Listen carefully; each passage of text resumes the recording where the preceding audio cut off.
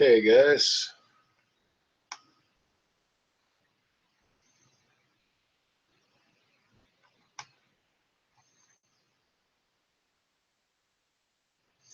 How you guys doing? Hello, Truth. Hello, Super. Jorge. Claron. The beer guy.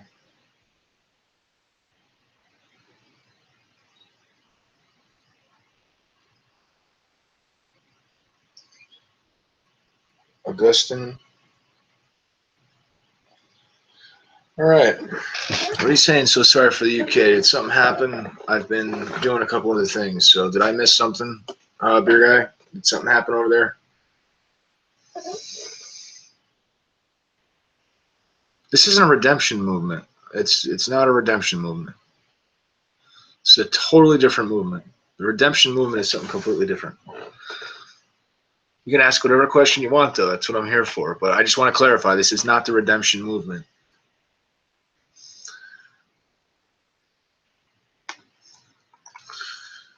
Let's see. Shoot, hit the wrong button. Okay. Vicky, Sadie, Chris, Matt and Jenny, Mike, Charlotte, Arlene, Sam, Augustine,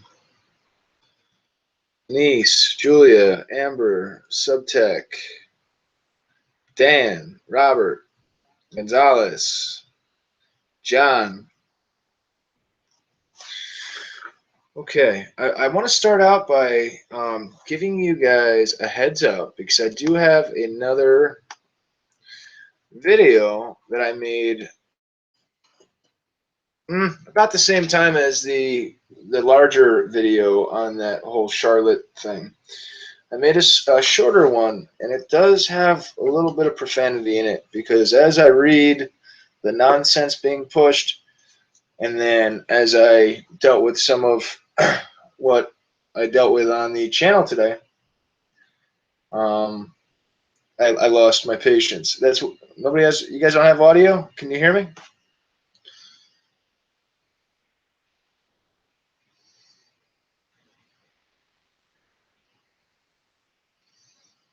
You guys can't hear? Okay, hold on.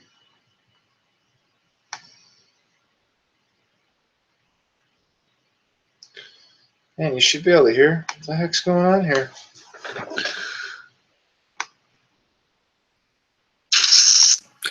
Can you hear me now? Is that better?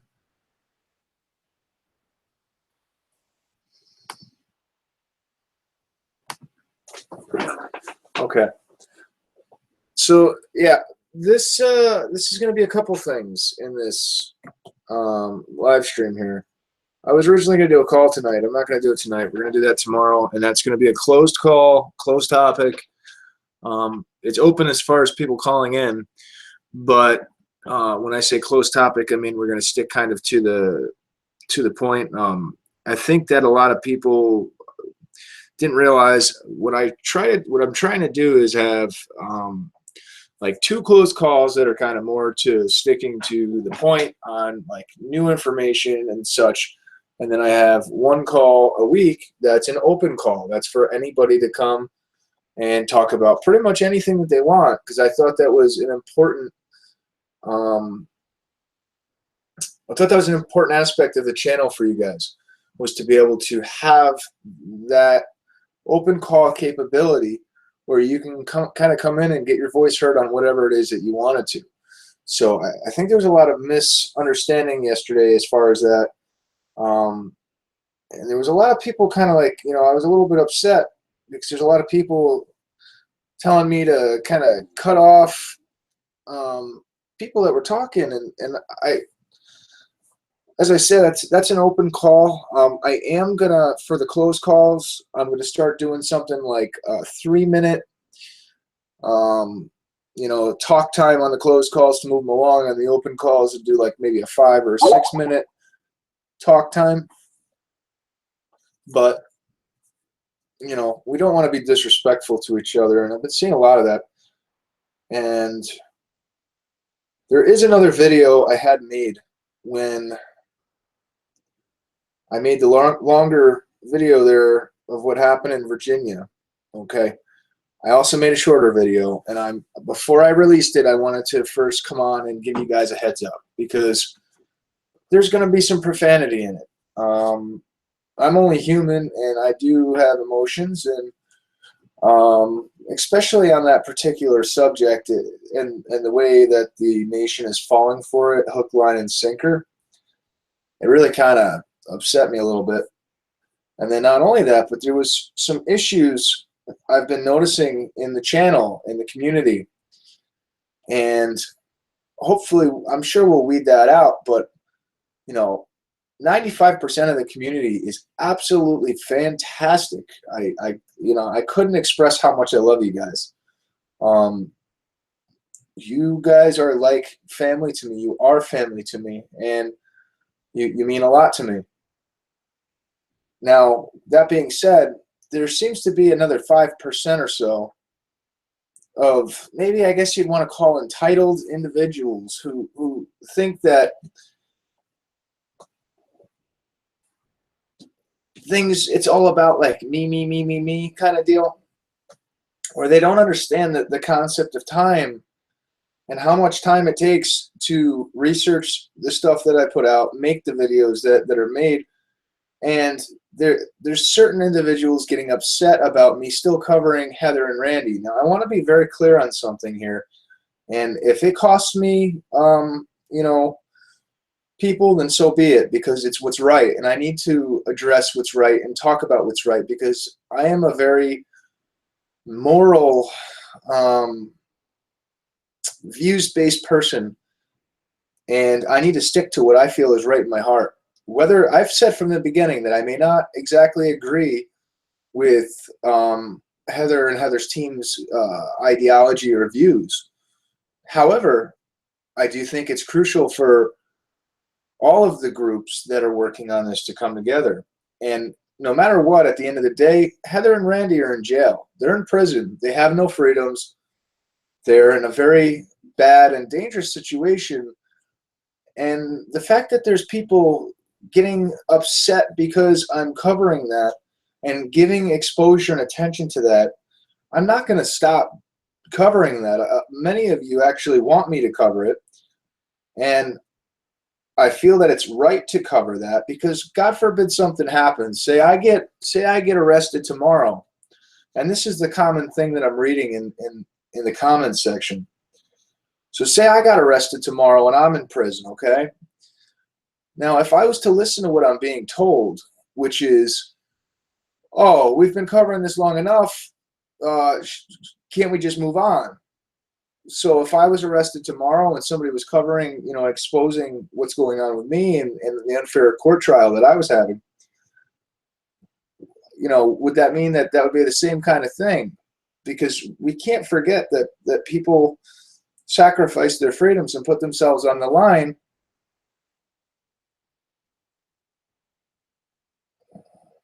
Edward, it's always a free chat room. I don't know why you keep doing that, dude. I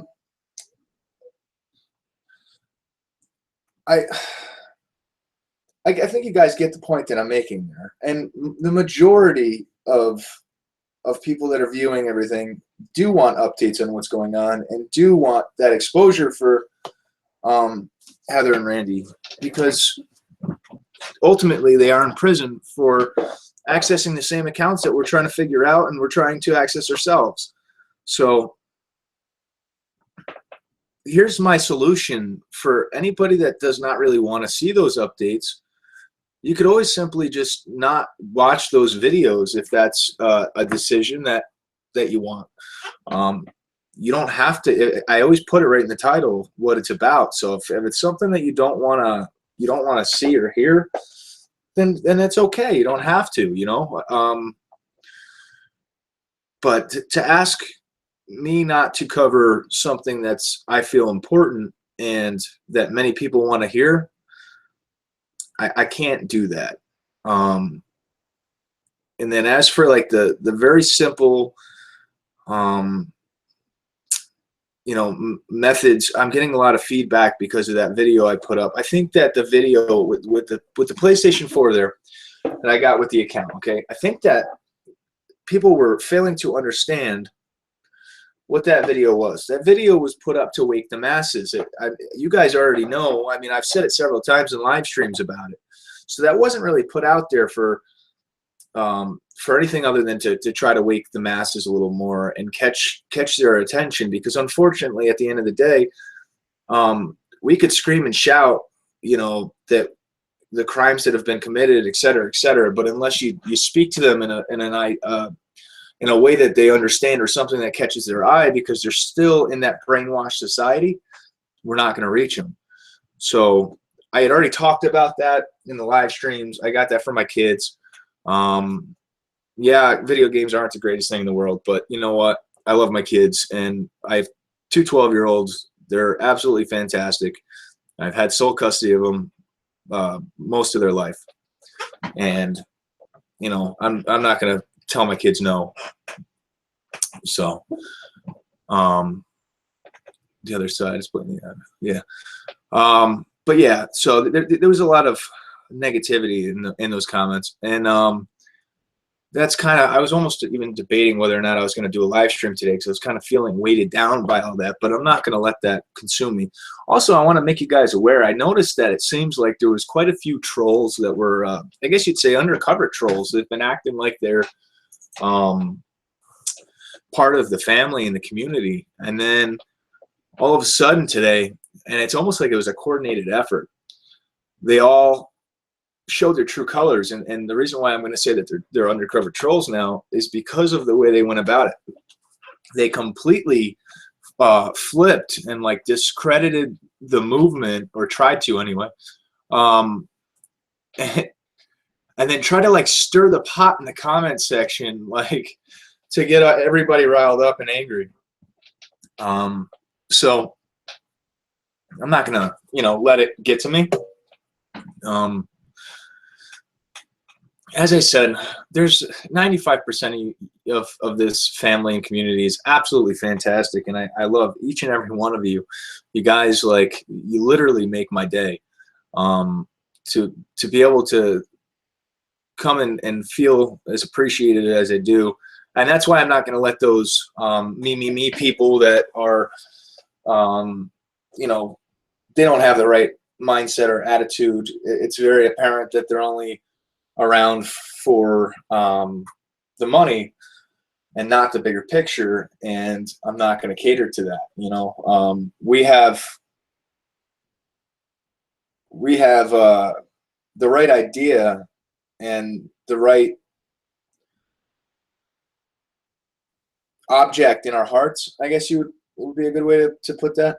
So anyway, I'm not going to keep going on it. I just wanted to clarify that. And you guys got some questions or anything? Let's see. I'm sure I'll be talking some more, but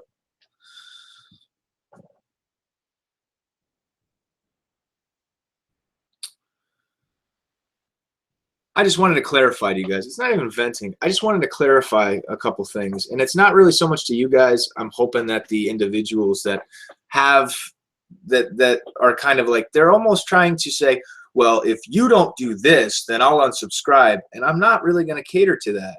I mean, I put out the information that I think is important to the community as a whole. And for someone to think like that I can stop everything to basically walk somebody through something that there's a million videos on, that's just not, I can't. I'm only one person. I mean, I've got, I have to eat and sleep and do everything. I try. I really do. I'm trying to keep up on it. But at the same time, when I start being like told, you either do this or I'm going to do this, that's not, no. No, we can do a call. If you guys want to do a call, I can open up the lines. But we got to, if it's a call, it's got to stay like,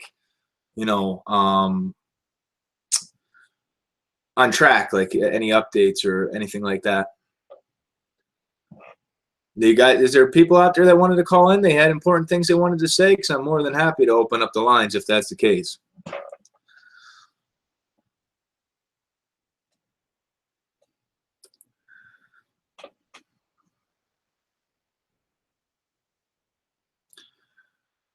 Jeremiah, man, I'm not bitching about anything. I'm trying to let those people that are having the wrong attitudes and ideas know that that's not a way to reach me, is to say, if you don't do this, then I'm going to do this. Oh, hey, BTC Stacker, I see you. Yeah, you're the one that's the racist guy. Uh-huh. Okay, BTC, you're gone. Bye, BTC. I love you too, man. Go make up another account and come in, okay, BTC?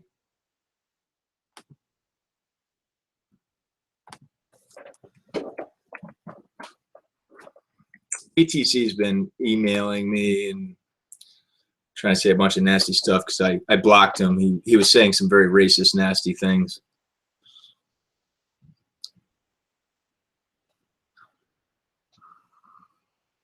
Thank you. I appreciate that. Put slow on? Yeah, I think I have to. That's usually what I do because it gets to be too quick and it almost makes me dizzy. Let's see. But anyway, guys, I definitely have been looking at a bunch of I've got a bunch of really good videos that are going to be coming out.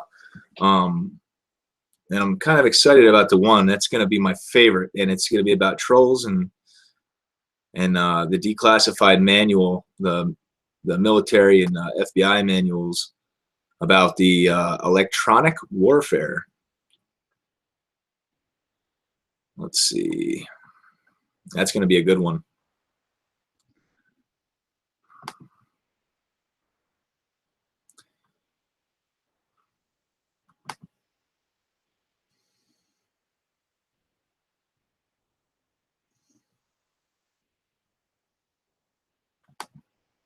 Just put it on slow mode. Give me 1 second.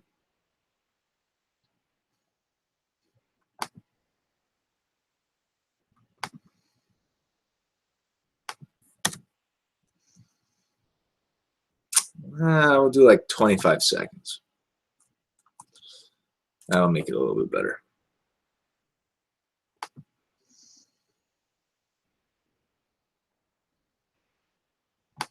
All right.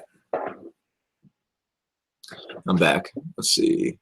Slow mode is on. All right. If you guys got questions, do you guys want me to open the lines or no? I haven't had any troubles with the purchase yet. I mean, I would not say that I'm like totally home free. I mean, there's a very good chance it could reverse, but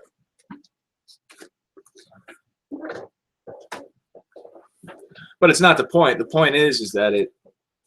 Oh, you really, man? You're gonna keep coming up with new accounts? I'm just gonna keep kicking you out, bro.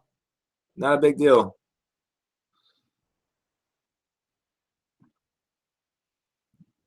Where is this racist piece of crap?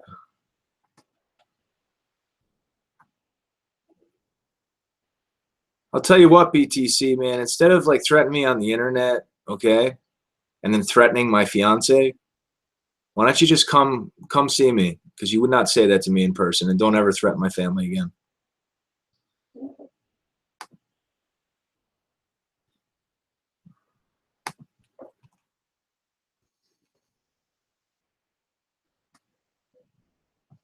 Okay. Sorry. Thank you, Denise. I appreciate that. Is there any way we can have a one-on-one convo? Just found out about this 4 days ago. Yeah, and I can also help you. Like, I can help you through email too. That's probably the easiest way, honestly. I'm actually gonna be setting up like a Skype chat room though too, so you guys can like it's gonna be a closed one, so it'll be invite only, so we don't have people like BTC in there. That way, that's like a community room that you guys can basically use to share information and talk and etc.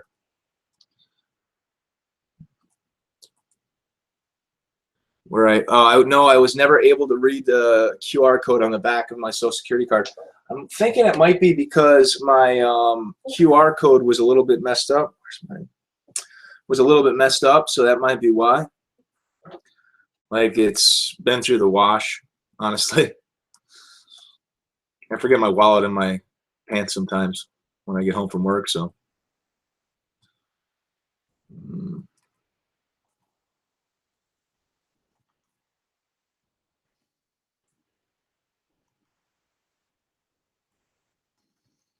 No one can think far enough ahead to logically think about who will continue working.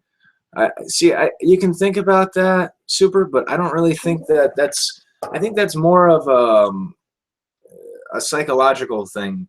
I mean, if you get rid of this society and the cash systems that we have, you won't have that problem. I don't think people know. There's a lot of good people out there that, just like all of us, that will realize we still need to do our part to, get our things, important functions done. Private versus public issue. There's a few different things we have to figure out. PTC. It's yeah, BTC Stacker. You guys probably remember him from being in there. He's a really sick, racist person. We need a Colorado Facebook. Yeah, definitely. I'll actually do that as soon as I get off here. It's a lot easier to block someone than it is to make another account. Yeah, well, he obviously made a whole bunch of them. He keeps coming in. You are a business. That is correct. We all are a business. What about reversals? I've already kind of got on that. Reversals, you call them. You're gonna, request either a forensic audit, which typically you have to do in writing. But I would call them, get as much information as you can. Call like one time being nice, and then one time kind of like raising hell.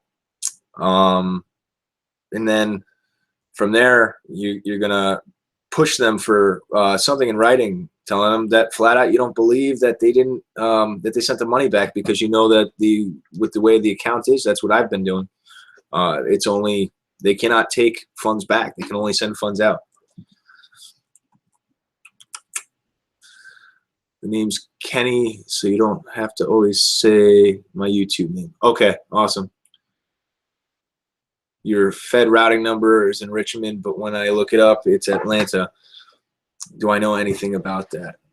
I don't. I mean, I think that they've definitely been jumbling them around. We do have, if you're looking that up, I assume that you're looking that up through the tool that I made the video on, where you can check if a routing number is active or not.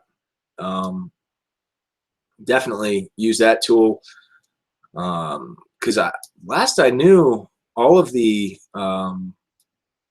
Richmond ones were working in the beginning, so that must be something new. Amazon is so nice and helpful. The only thing is you have to order with a card first. Yeah, that's it. When you make a new account, you have to order something ahead of time. You know what? Actually, thank you for. I never thought about saying that, so I appreciate you putting that up there. If you make like a brand new account, then you need to make an order with like, even if it's only a couple $1 order on a credit card, and then you can use a bank account the second time. Kind of like the gold, that gold place that we talked about. The only thing is you just gotta, like I said, like she was saying, use your card for the first purchase, and then they'll let you use the checking account. Like when I did mine, I had an existing account, so, and I had already used it. That's why I didn't think about that. Get him out. Terrible. Yeah. Now, at the time I was in the military, we had nothing to do with energy weapons. Yeah, he is, Josh. He's a sick dude. He was saying something about he's gonna break that PS4 in pieces and then shove it up my fiance's. He's sick. No, don't worry about him. I'm not worried about him. It's actually laughable. Where's the Birdman at? Who's the Birdman?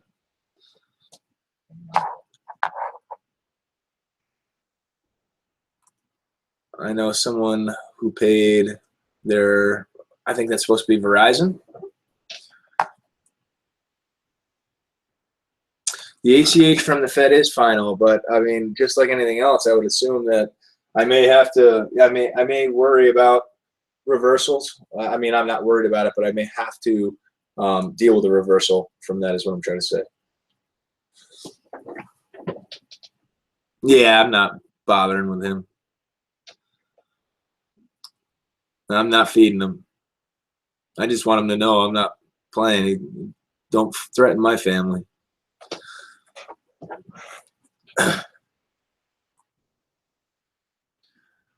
Need to go back to local farmers. Definitely. Actually, there's a couple farms around where I live, right up the street. That's where we get a lot of our produce. Am I a prepper? Yeah, I do have a pallet of MREs, and I do have a lot of ammo. I've always been like that, though. Like I said, I've been in the truther community since 2011, so. And I've stocked up on stuff. We got hit really bad with a hurricane where I live, which New York's not used to. So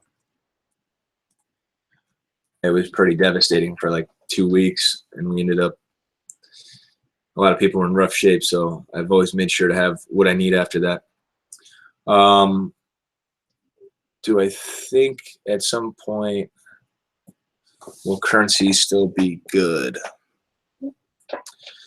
Yeah, I mean, I hope so, but then again, I mean, if we do get access to the accounts, then inflation kicks in, unless we can. But like I said, I think the smartest thing to do is if we actually get like full access to the accounts where you can just pull out anything, transfer it all to gold and silver, transfer it into non-perishable foods. Like I was talking with the MRE sets with the pallets and all that. Definitely. Water, that kind of stuff is actually worth more than gold in certain situations. Some more info on how to attain the accounts. Do share. TDA works for those. I mean, if you know what, I'm going to open up the line, and then that way, if anybody does have any information they want to call in with, just give me a sec. I'm going to open the line up.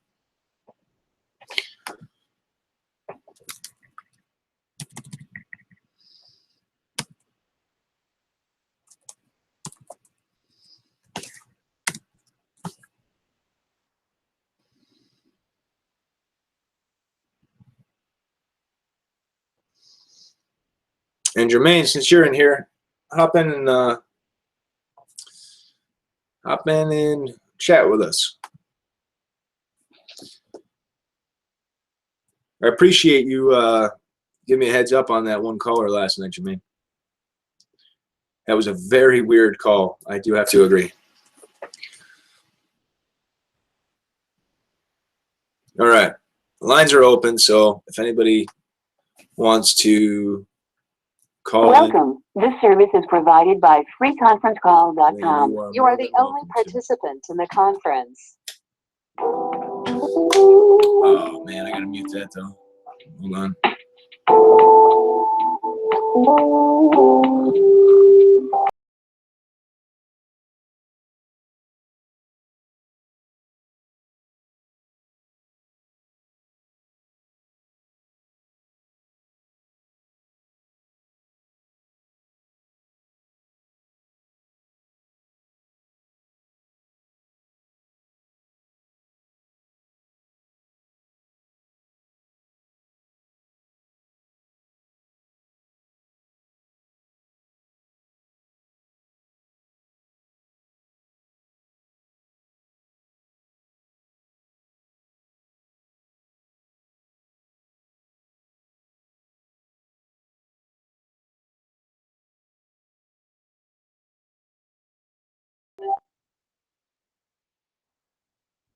There we go. Now that music's gone. Thank you. All right.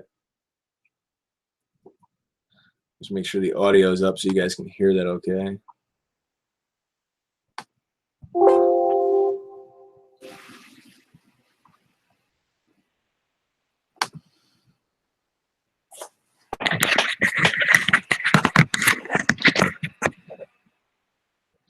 All right, who's that that just got on the conference call?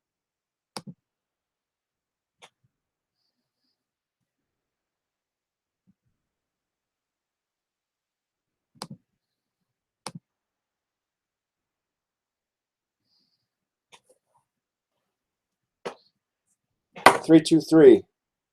Do you have any information you wanted to share?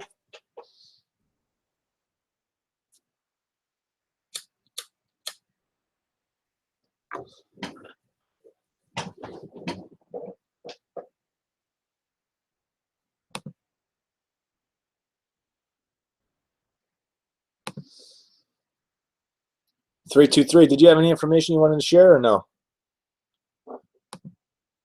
No. Okay. Q&A session has started. Oh, I don't want to listen to that music. Q&A session is over. All right.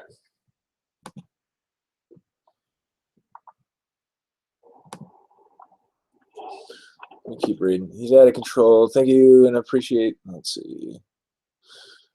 The TDA works for those currently behind in debt, behind on payments, and have no currency. I don't think that that's all it will be. But then again, it's not only about using those accounts. And I think that's where some people are not understanding, and that's why it's great to have as much of this hands-on type stuff. Then people understand it's not just about the accounts. Yeah, the accounts are part of it, but it's also about the movement, which is creating real change, making noise, waking people up. Thank you. I appreciate you and watching your videos these last 4 days in the live. Just opened my eyes. I'm more concerned about my baby's future. See, that's it right there. That is precisely what it is.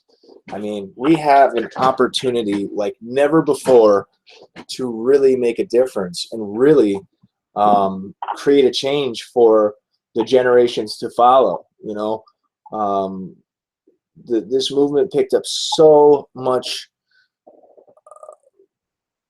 steam along the way, and so many, like, you know, it's because of look at how tough the economy and time has been for the last 50 years.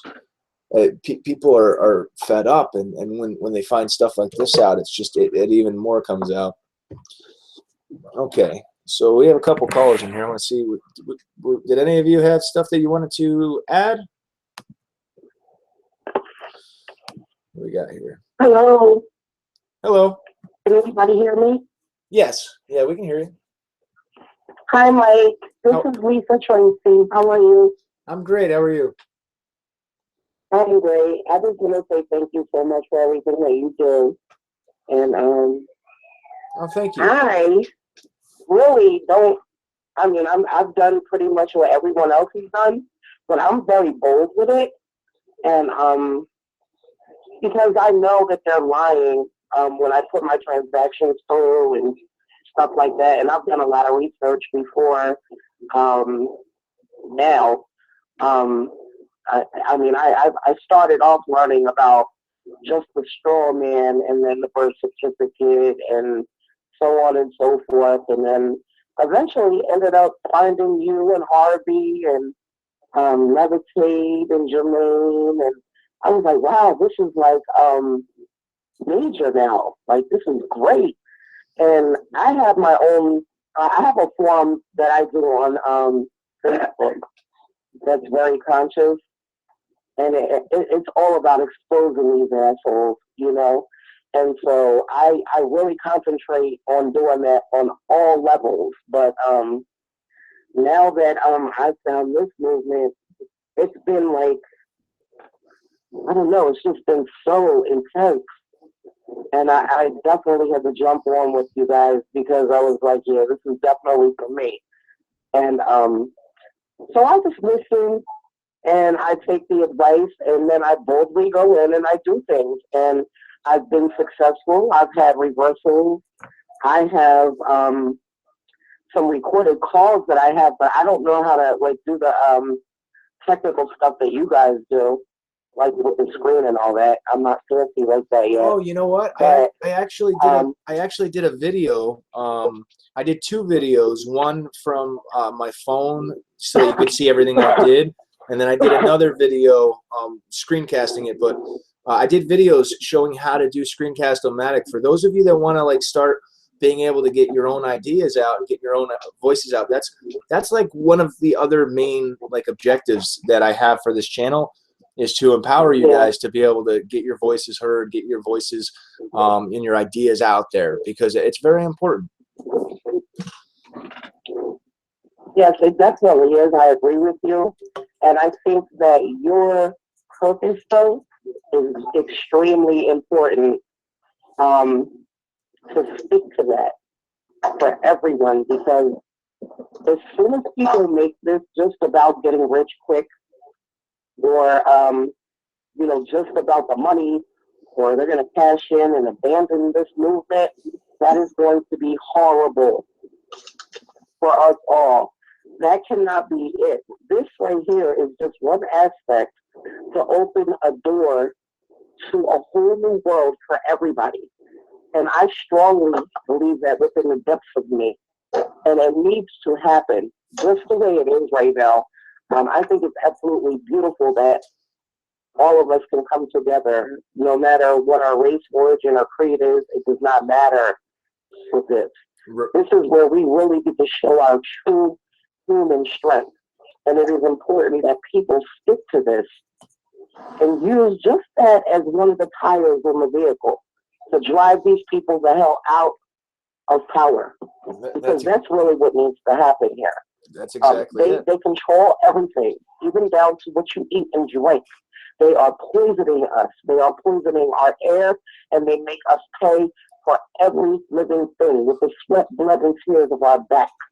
We cannot continue to let them do this. We're not living. We're not living. And forget me, because at this point, I'm a grandmother. But my grandchildren, my children, I don't want them going through this. I want them to live. And so, yes, you know, we want to be able to access our accounts, but as everyone knows, the money really means nothing. That's why it says note on a dollar bill, because it's not money anymore. It hasn't been for a long time. But because it's currency, we'll use it if we can. But nevertheless, definitely drive them crazy. Definitely scare them and shake their boots, because they use that very scare tactic every day on us. Yeah. Through the media, through everything, through television. That's how they do it to us. And I think that we need to scare them. So, you know, I'm definitely, I know what you were saying though, Mike, about the videos. And I am going to sit down and like try to walk. I hate technology because I'm like old school in that way, but I'm definitely going to walk through it because my adult sons want me to. They feel like I need to be doing that. So I'm definitely going to go through your tutorials and try to get adjusted with the whole, you know, video thing. But yeah, I'm also going to be prepared when I do, because it's not really, I mean, I might touch on the whole treasury part of it, but I have so much information that I have shared for years through social media that I would reshare on that platform and really get people to see how we got to this point. This everything that has The recording has started. has led up to this point. So it's important that people understand that, so that they can move forward. 100%. I totally agree. Yeah, I'm actually also going to be doing. That's another video I'm working on. Is there's a free software. It's an editing software where you can take clips. I'll show you. I'll do a video for you guys on how to get a free like downloader for pulling videos. Any videos you want, you can download them. Just with a click, and then also editing videos so you can make your own videos. So that's something to come to. That's one of the things that I do want to cover.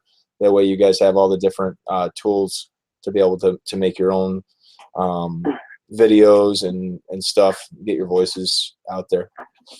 So it's all about empowerment. Thank you so much, Mike. I appreciate you. Oh, thank you. Don't let these assholes that are on here. They're disgusting. So I just want you guys to know if you're still on there, you have to be like the lowest grade of like a species, because who says stuff like that? Hold on one second. Hey, hold on one second. BTC, first off, I don't live in Communtiy. Second off, I'm not afraid of you, bro. So don't threaten me. It would be a sorry mistake for you to come here. Trust me. I mean, it's comedic because, you know, this really, I mean, we're on YouTube. There's millions of people probably live streaming right now, doing videos, all kinds of stuff. You could be anywhere on the planet, but you are really getting some type of rise out of yourself of tormenting or attempting to torment something that really is going to make history. And you know what? Your phone will be in your ass at the end of the day. You're an idiot. And you should be ashamed of yourself. Yeah, I'm not worried about it. Thank you, Mike. I'm going to hang up now because this TV thing makes me nervous. I'm not, you know. Yeah, definitely. I'm not really up to par with that, but thank you so much for having me. And again, I appreciate you so much. And I got your back, bro. Thank you. Appreciate it. All right, bye, guys. Bye-bye. All right, Hi, Mike. Hello. How are you? I'm going to do the... I'm good. I just wanted to thank you, too, and give you encouragement. You work so hard. We appreciate you. And I just want to tell you, I promise you, I went through this with trolls attacking me. I'm telling you, the best way to get rid of them is just completely ignore them. Like you, I know you know, because you mentioned it on your other call, that, you know, we know you've done the research. A lot of them are getting paid to do that. And so when they're trying to push your buttons, man, they can't do nothing when you just completely act like they're not there. I know it's hard, but I'm telling you, it works. But I just wanted to also say this. I've been reading a lot of comments on different channels, you know, and a lot of people, honestly, are just coming into the awareness that, you know, what are these people talking about? What's going on, you know? And they jump on the bandwagon and they try to get the information about the accounts and that kind of thing. I just want to suggest this. I hope it's not corny.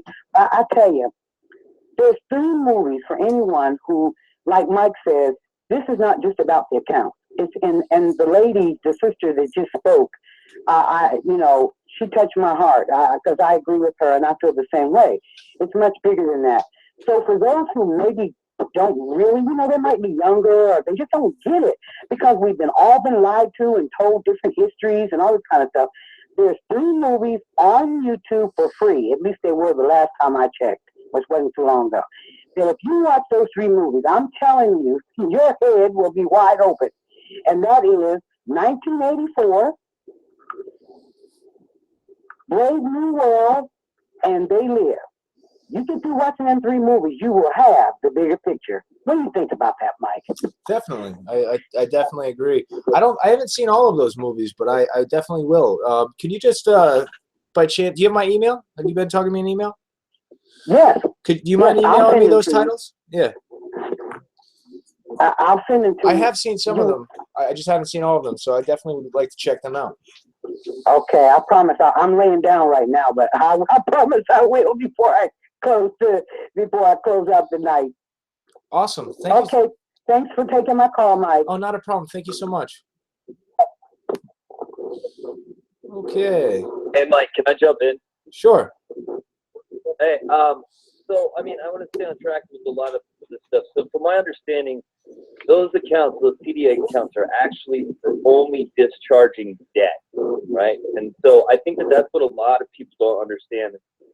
I don't know whether you were following it, but right after people started to get access, do you remember that article that came out about student loans?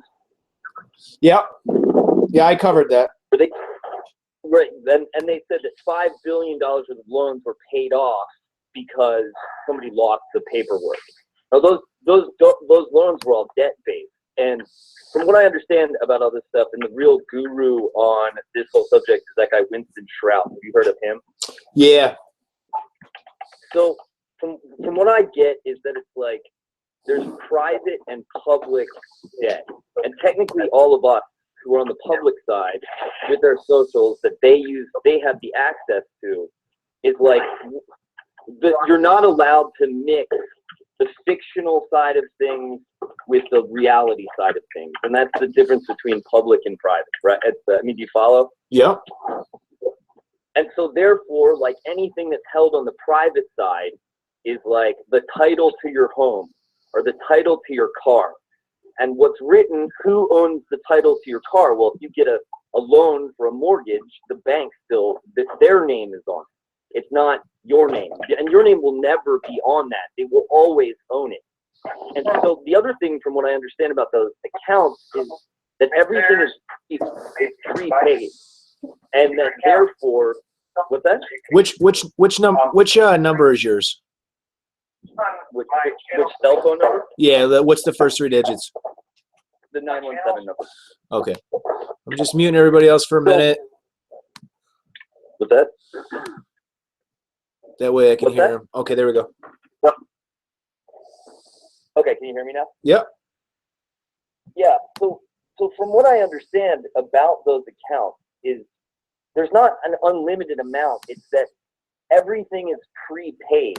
And I think the reason why people can't get access to them is because they haven't done that thing where they've reclaimed their status. Do you know about that? I mean, obviously you know about that part. That's the first thing to do, right? Yeah, I know their games, but I'm not playing them. That's the whole point of this side of the movement, is that we're not going to play their games, and that they're not just going to be used for debt. It's taking it way further than that, because we can sit there and jump through all the. I get that, but the way that the game is set up right now is that the move that I think that they're playing is because technically, because everyone is still a ward of the state, because they haven't reclaimed that they're basically an adult, you're never going to have access to them, because technically the way that they've set it all up is that we're still children who are like not allowed access to these trusts. That's really what I think it comes down to. Now, I don't know about the UCC1 filings that were supposedly done for all of us, but I don't know if just because those UCC1 filings were done doesn't mean that all of our statuses were given back to us, which is the first thing that I think people are supposed to do. And so my concern, again, with the PS2 is because I'm with you. I don't care about the material stuff. I don't care about the hyperinflation of the currency. None of that matters to me. What matters to me is that this is the ultimate slave. This is the slavery system right here. Right. And so, are you worried because you use something that was made solely to trade debt? Like there is no currency, that you bought something that you can touch, that is tangible. So I mean that's technically what I'm saying. That's mixing the private with the public banking stuff, and that's where it gets really dangerous. No, I'm not really worried about it, and the reason being is because if, say, something does happen, say they do arrest me for a misdemeanor, which is what it would end up being because it's under $5,000. Yeah, of course. Then I'm not taking any plea deals. I'm going to go to trial, and then they're going to have to explain why my name is on that account. Yeah, they would have to go into discovery, and they won't do that. Yeah. So no, I'm not worried about it. Well, how did you end up doing that though? What was the methodology? It was the original methodology. Here's the thing: a lot of people are having issues on Amazon, and there's several different reasons as to why that could be. The first reason is that they have the incorrect routing number. Maybe their account is held somewhere. Did you use the HCH or the Bureau of Public Debt one? No, I used my sign routing. Okay, the district one. Yeah, I used my district. I went off of my letter. My actual assigned routing number is the one I used. And with that, the common problem people are having on Amazon is now if you've ever had any kind of issue with a checking account or a check, then telechecks will automatically throw out your purchases when you make them, and then you got to call telecheck and you got to verify and clear everything up with them, because what happens is if anywhere in like I think it's like the last 7 years you've had like a bounce check or an overdraft bank account or anything like that that you haven't corrected, then they're going to have a flag on there. So when you go to use Amazon, it's going to automatically come up, hey, there's there's an issue here. It's another way of them, I guess you'd say, classifying people and putting people in categories. Is, oh, this person did this once, so they're automatically not worthy of using this service. So that's a big part of the problem, is when you try to use a bank account. It's a little different. When you use a credit card, they're getting the funds practically immediately, so they don't have that problem. Whereas with a checking account, it takes a day or two. Now, a lot of people are getting confused also because I hear, just like that Mythbusters guy, whatever, he wanted to come in here and try to ramble on a bunch of shit that. Who was the Mythbusters guy? Was he actually on the show? He was here he was on yesterday on the conference call. He came in here with. I wasn't listening. He came in here trying to give. He said some correct things and some interesting things, but at the same time, then he said a bunch of negative stuff. Now, that's very common when with people that are trying to discredit or deter, poison the well, as Lioness said it yesterday. It is. That's part of their actual manual, and that's one of the reasons why I want to make that. I'm making that video is with that manual that is now public knowledge for their electronic warfare and stuff. But anyway, yeah, and it's not just electronic warfare. Where you mix 20% lies with 80% truth, or the reverse, which is actually what I think happened in Charlottesville. Right, exactly. What's that? Hey, can I chime in? Would that be okay? Yeah. Yeah. Well, my name is my name is Mark Checky. What was your name, bud? Who? No, I wanted to see first off if it was okay if I chimed in. Well, yeah. My name. The call. Yeah, your name. Yes, sir. What's your name? It's Jay. Jay. What do you? Why? No, I mean, I put myself out there. Mike has put himself out there. I just feel like it's right. I mean, once you talk to somebody, you want to know who you're talking to, correct? I don't want to give you my last. Okay, so then, sir, I mean, you're kind of wasting your time. I mean, like Mike said, you're pretty much just poisoning the well. So, that being said, what? I didn't say he's poisoning the well. I mean, we're all here just for the well-being of all. Excuse me. Wait a minute. I did not say he's poisoning the well. That's not what I was saying. He was actually asking okay questions. He's making sense. He's good. He wasn't poisoning the well. I'm talking about Mythbusters. Yeah. Okay. So anyway. Go ahead, man. So where did I leave off, Jay? Yeah. So yesterday he came in. He said some partial with some absolute bullshit, and then some negativity to instill fear and get the negative vibes going. And what he did worked, but what he was trying to say is that with ACH, none of these were going through because the third-party processors are taking they're putting the money up front or letting these payments confirm, which is when you get your confirmation number, and then a day or two later they're all reversing. Which, when I brought up the simple fact that some of these payments have stuck for a week, 2 weeks, a month, and there's a big difference with that process between it confirming and giving you a confirmation number and then it posting several days after that confirmation number. That means it was paid. The money did come out of the account and was paid. And it's not that the third-party transfer service is coughing up the money and paying that. It's that the third-party transfer service gives that confirmation number and says, okay, it's okay to use this. We checked this. It's all good. And then a couple days later, it clears and the money comes out, and then it's being manually reversed. So this guy was coming in here and trying to act like he knew a flipping crap about ACH, when in all actuality it's very evident he doesn't, because he proceeded to say that Randy and Heather purchased that RV and that $2 million with ACH, and then when I said no, it was a Fedwire, go read the arrest paperwork. It says right in there it was a Fedwire. So it totally disproved everything he was trying to say. But regardless, that's with ACH. So you can continue.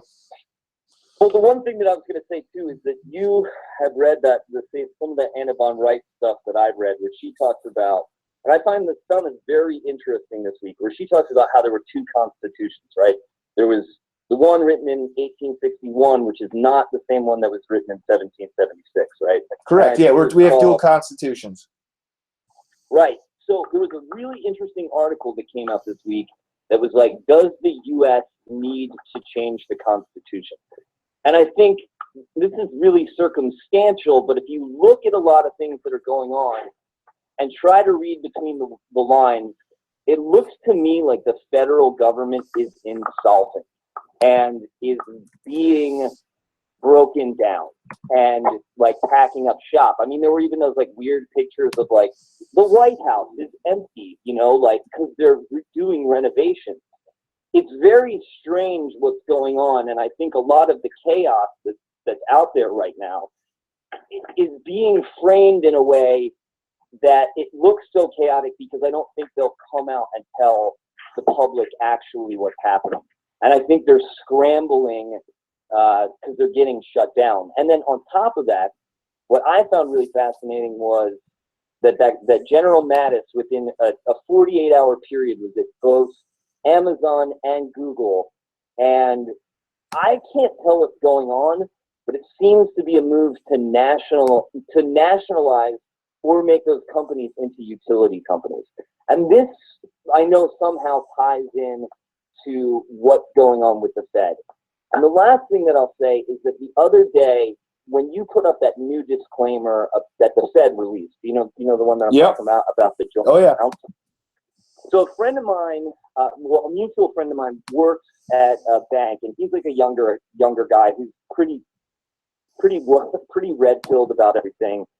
And I had him read it, and his position on it was not that they were going to give us the joint account. It was that if people had accounts there already, like whatever piece of shit bankers that were already using those accounts, could they transfer to a relative in like a fire sale so they wouldn't get indicted? That was what he read about it. Now, there might be some water with you thinking that that's what was going on, but he seems to think that was actually put out there for people that were already had access to the system, and if they were going to get indicted, could they transfer it to a relative? There's actually more in that's actually I don't think we really realized just how big that PDF was. That statement was. Yeah, I called the number on one of the women. I've called her 4 or 5 times and she hasn't gotten back to me. Yeah, because in there it's specifically words about being prepared for basically a roller coaster economically for several days to weeks. Well, yeah, I mean, because you can't listen. I'm one of those people that I don't think people should get unfettered access to the funds, because if you don't understand this enough, then nothing has any value anymore. Because you could just if you have an unlimited access to funds, then a pack of cigarettes could literally be $1 trillion. It wouldn't matter. It would just nothing would make sense anymore. Yeah, well, to a degree. I mean, the big thing is the crimes that have been committed, and that's like where my ultimate. It's not. I'm not saying that. You see my point on it though, where it's like. Yeah, the inflation. I totally get that, and that's why part of.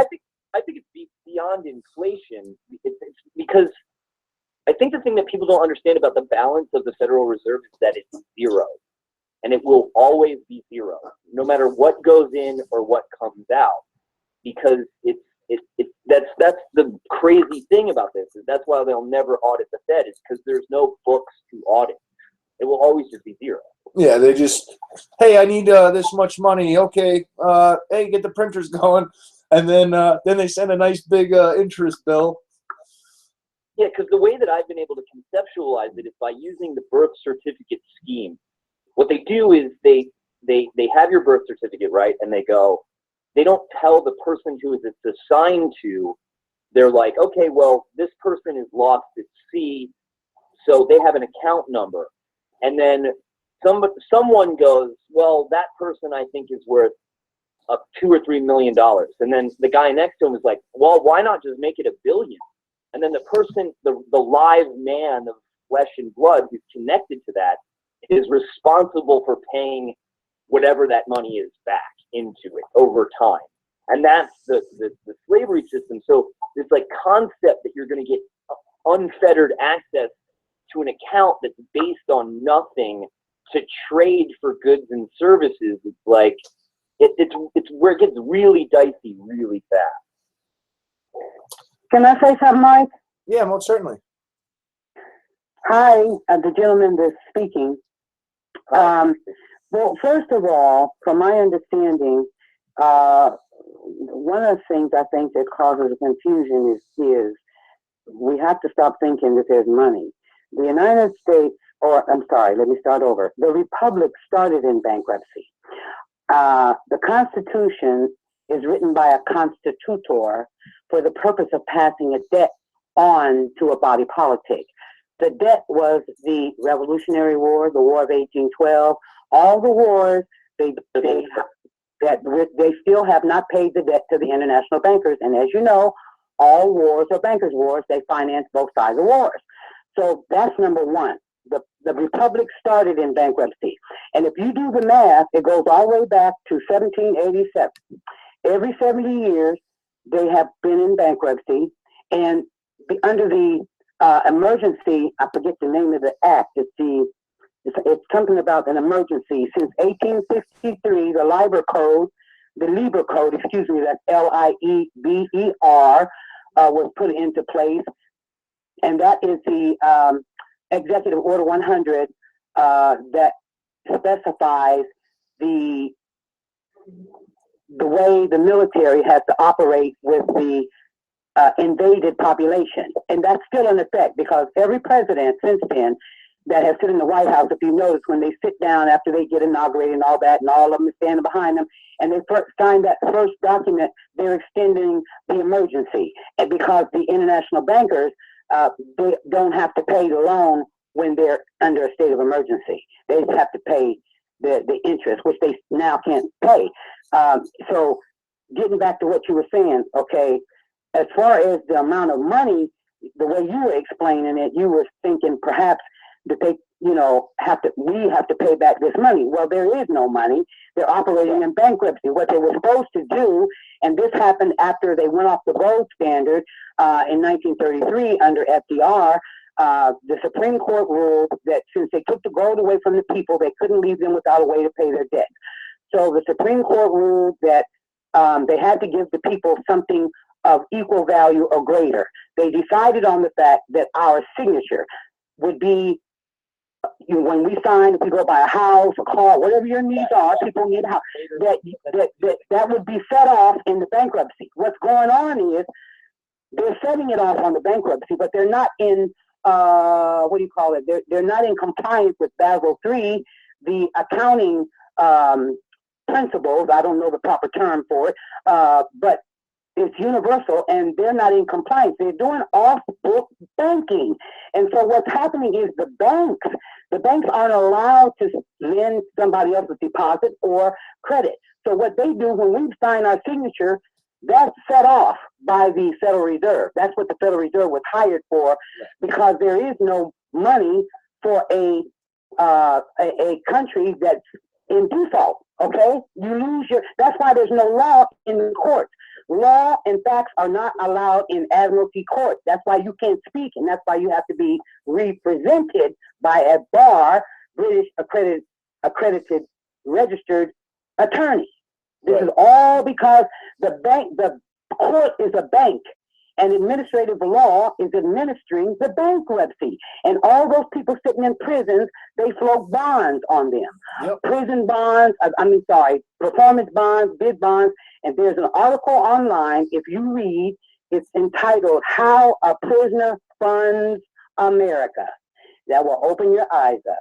The last thing I want to say is the hospitals get from $4,000 to $10,000 for every birth certificate to sign. You can't get a baby out of the hospital now without a social security number. You raise a whole lot of you know what to get your baby out, okay?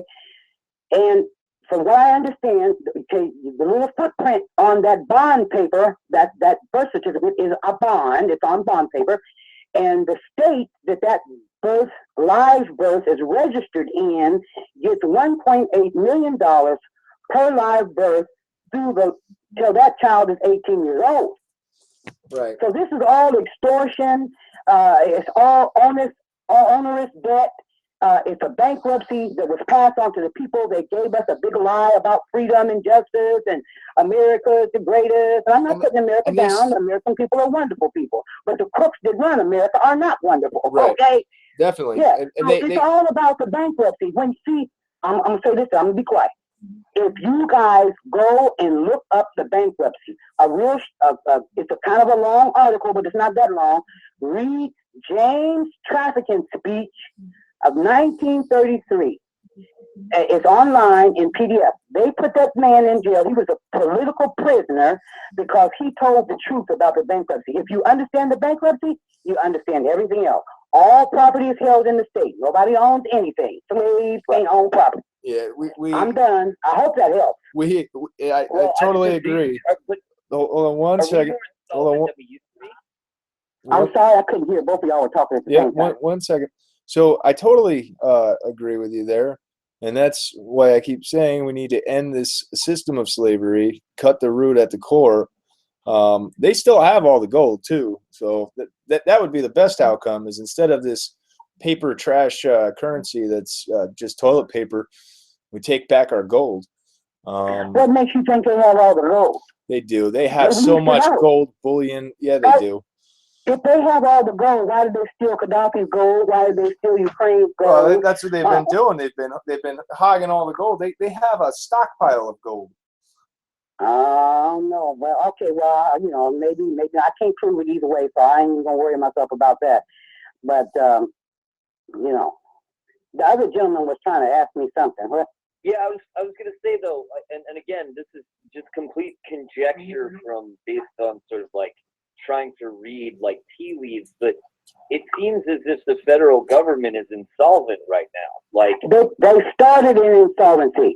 The Bank of International Settlements is insolvent. The IMF is insolvent. All Western nations, all nations on this planet are using fiat currency. That means they're broke. They don't. Now China is amassing gold supposedly, and I think that's where all the gold is moving, Mike, because if Kissinger went over there to China to set up moving all the jobs to China, because they're taking advantage of slave labor over there. Yeah, okay? That's all they did. They build up a nation. They let prosperity come, because in order for you to loot something, there has to be something there to loot. If they just come and take over the land and there's nothing there but land, well, what value do they have to confiscate? Nothing. So they let people build houses and build factories and and products, and they use the people's creativity to create new products and new technology and all that, and they trade that around the world. Okay, once the United States, the people were taught that they were free, even though we really weren't. So the spirit of freedom lives in the hearts of the people, and so now they're, like this gentleman said, they're closing America down, or they're trying to, because they pivot to the east. And the reason why they're pivoting to the east, and the reason why they're bombing the hell out of the Middle East and over there messing with North Korea, which they divided in the first place, just like they divided Germany, East Germany, West Germany. They divided Sudan. That's the reason why the people are starving in Venezuela, because now they're over. Did you hear about Trump threatening the leader of Venezuela? It's all about resources. Yeah, and that the Venezuela is because Venezuela just kicked out the Federal Reserve puppet that they had running the central bank down there too. Actually, funny enough, before that article went, that was one of the things. I was working on a video about the central banks and being linked to all of the wars, and one of the articles was about how how Venezuela just kicked the chairman of the central bank, which had ties to the Federal Reserve, to the Rothschilds. They fired him, and funny enough, not even a couple weeks later, I wish I got that video out sooner, because it would have been like I was predicting the future on it. Now, didn't Bolivia do the same thing? Yeah. Well, there's several nations. It seems like there's a big uprising now because, I mean, just like we have caught on to this, there's a lot of nations, a lot of people getting fed up, and they're realizing what's really going on here. Now, I do agree that a lot of the gold probably was sent over to China, and I think that's a lot of what China buying up our debt was all about. But at the same time, I'm like 99% sure that they still have quite a chunk of gold in those vaults, and we could most certainly, take back at least a portion of what was taken. In Switzerland, maybe they have a lot of gold. I bet you they're leaving here. I don't know if you've checked the Federal Reserve, especially the Federal Reserve of New York. They have a giant vault there that is filled with gold. If you can actually go and check that out on their site, and they actually do tours. So but remember, they hold other people's gold. Yeah. It's just because they have gold in the vault doesn't mean it belongs to them. It's on our soil. They stole it from us. So. Can I ask you guys one question? What you think about this?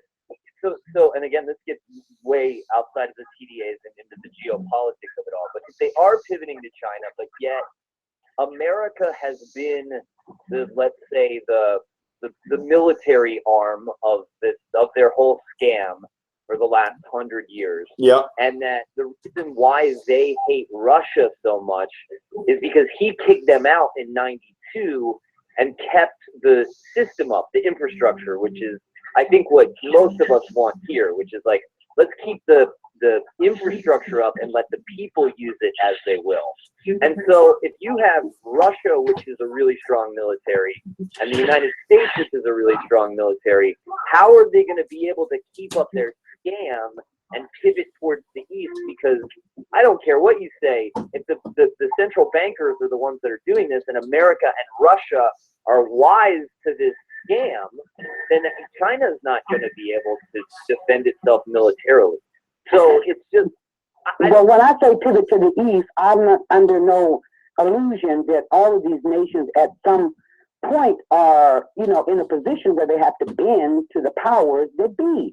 But, and so they take steps. China is not China's an ancient civilization. They're not stupid people, and they have billions of stuff, okay? Yeah, so they have the numbers. Pivot to the east, it's just like when, the leaders now, they want a, one world government. Well, there's a pushback for a unipolar power, like when the Soviet Union was the power. It balanced the power. And so that's what I mean by pivot to the east. And remember, Kissinger went over to China and set up decades ago this whole movement of all the jobs going to China and building them up as a manufacturing giant. That was all done by powers of the international bankers. China didn't just get up one day and start to be a big industrial power. That was set up. And don't underestimate either the Arab Spring and the Muslims that are growing. I mean, that they are funded. They were funded. That's their proxy army. So they've gone around rallying up, and that has grown like dramatically in the last, I'd say, 10 years. Oh yeah, they've always done that. That was like the Black Hand, that group that. They were like a Slovenian group, I think, in like 1933. They were, if you look them up, they literally look exactly like ISIS. I mean, they've been pulling this shit for centuries. Yeah, it goes back to the Lawrence of Olivier, when the British went over there and set up the Saudi Arabia. And Saudi Arabia is their proxy bullies over there in that part of the world. And so it's all about divide and conquer. And, that's what it's about. And that's what all this Virginia stuff's about. I mean, I really started to see the country was coming together. A lot of people were banding together. You didn't hear as much of this division ever since the election ended. I mean, you had some division, but it kind of was starting to die down again. And a lot of people were focusing on a lot of the key points, and then all of a sudden you have something like this to divide us all over again.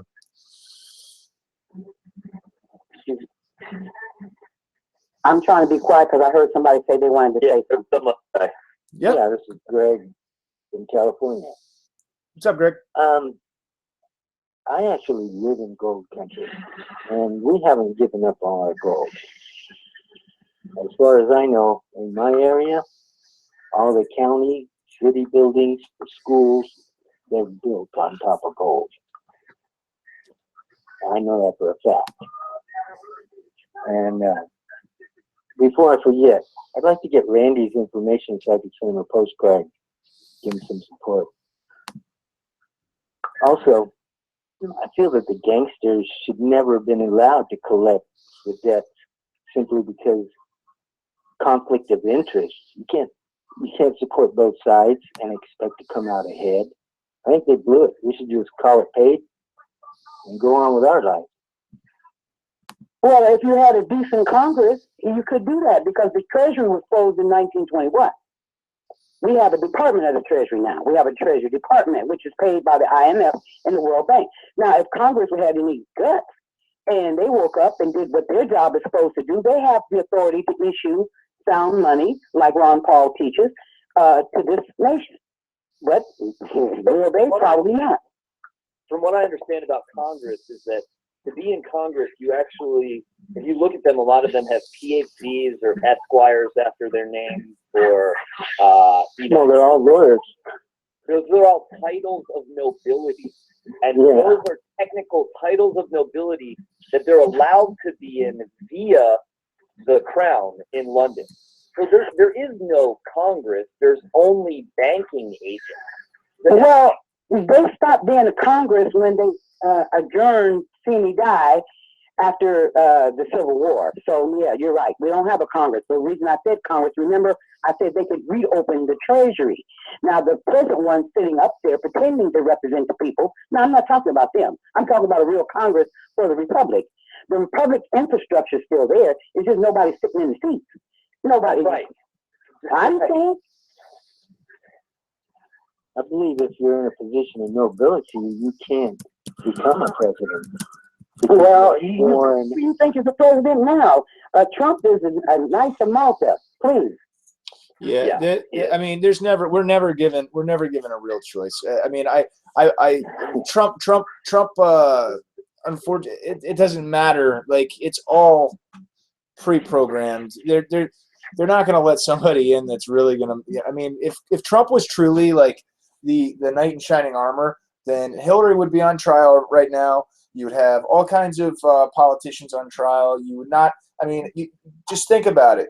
So Trump is now president, and then all the censorship campaigns are getting rolled out. If he was really Trump is the CEO of a corporation. He's not the president. Right. See, that's what we got to remember. We do not have a president. We have not had a president, and I think the closest thing we had to a president in modern times was JFK, and he wasn't no angel. Okay, he was trying to do something. You see, so that's the thing we got to get out of our heads. First of all, the way they have the thing going on up there on the hill now, all those people up there are compromised, and they are not running anything. They put them up there to do a little show, a theater, to make everybody think that they have a voice. So you go vote, do your civic duty, and you have a choice between Coke and Pepsi, and that's it. You know, the lesser of two evils. That's it. So until the whole thing is wiped out, gone, go back to Mars, wherever you came from, whatever, you know, and and start all over again. That's the only thing that I think. That's the only thing I know. That's just my opinion. Just my feeling. It's just a matter of time before those people get arrested or get prosecuted. And I think North Korea is kind of a priority right now. But they're not going to get arrested or prosecuted because the thing that people don't understand is that the laws of commerce don't apply to them because they're private citizens because they all have titles of nobility. Right. They're the only citizens. That's what we were talking about in the Constitution. They wasn't talking about the rest of us. Anybody that's past the bar is technically not even legally allowed to hold office because they have a title of nobility. Yet you have all of these prior presidents and politicians that are holding office with the bar. It's all set up, man. But that's exactly what I'm saying. We could sit here and we could worry about the accounts just for ourselves for now, or we can wake the masses. We can rally up and really make a difference. I mean, we have that potential. The common problem is that too many people say, "Oh, you're fighting too big of an enemy. You'll never make it." Well, you can think that way, and you can never do nothing in your life, or you can stand up, bootstrap up, and you know, even if you don't do it, at least you tried. I mean, hell, I'd rather try to do something that's actually real in life and will make some kind of a difference than sit by idly and do nothing. I don't know how. For everybody. I don't know how you're going to be able to wake people up with this. I mean, I get it with you trying to do it with the PlayStation thing because you appeal to their lower nature. Oh, I've already woken up a hell of a lot of people. You'd be amazed. People that are awake today. But I just meant like, but there's so many people around me. It's like I try to explain this to them, and they just look at me like they have like, right. You know what I mean? And like, you don't get it, man. Your social is not your social; it's your account number, and it's I get like the blankest stares. So it's just I don't know how to do this. Then you can't hit them in the face with a sledgehammer because it's too much. If a person doesn't have a desire, That's right. if a person doesn't have a desire, and I experienced that too, you know, my family are good people and they're not stupid people, but you know, fear, a lot of it is fear. They don't, it makes people uncomfortable. The truth sometimes is not pleasant, you know, and a lot of people now, they put all the new age stuff out, you know, well, that's negative. No, the truth is what it is. And if you can't deal with reality, which we know this is a matrix reality, you know, we know that too. But I'm saying if you can't deal with what is, then you and then a lot of people are suffering, they're struggling, trying to keep a tuna fish sandwich on the table, trying to raise their kids. So we have to have compassion for those who aren't ready for the truth. This is a hard pill to swallow. But to me, you don't, I don't think the attitude, and I don't mean any harm, but what I'm trying to say right now is just for protection, for the good works that you're doing. The war talk, I think, is we have to choose our words right. We have to be careful what we say. You don't want to put yourself in a position where you saying the kind of words that can get you labeled as something that you're not. Because I know you're not that. I know you're coming from your heart. You want justice, you want truth, and you want to live in a world with peace, and that's what I want. So instead of speaking battle words, we need to speak other kind of words. I don't know exactly what they are, and I'm not trying to tell nobody else how to talk or how to think. It's just a suggestion for you to think about, Mike. Yeah, I'm beyond the fear though, and their words. It's not about fear. It's about giving them something to use against you.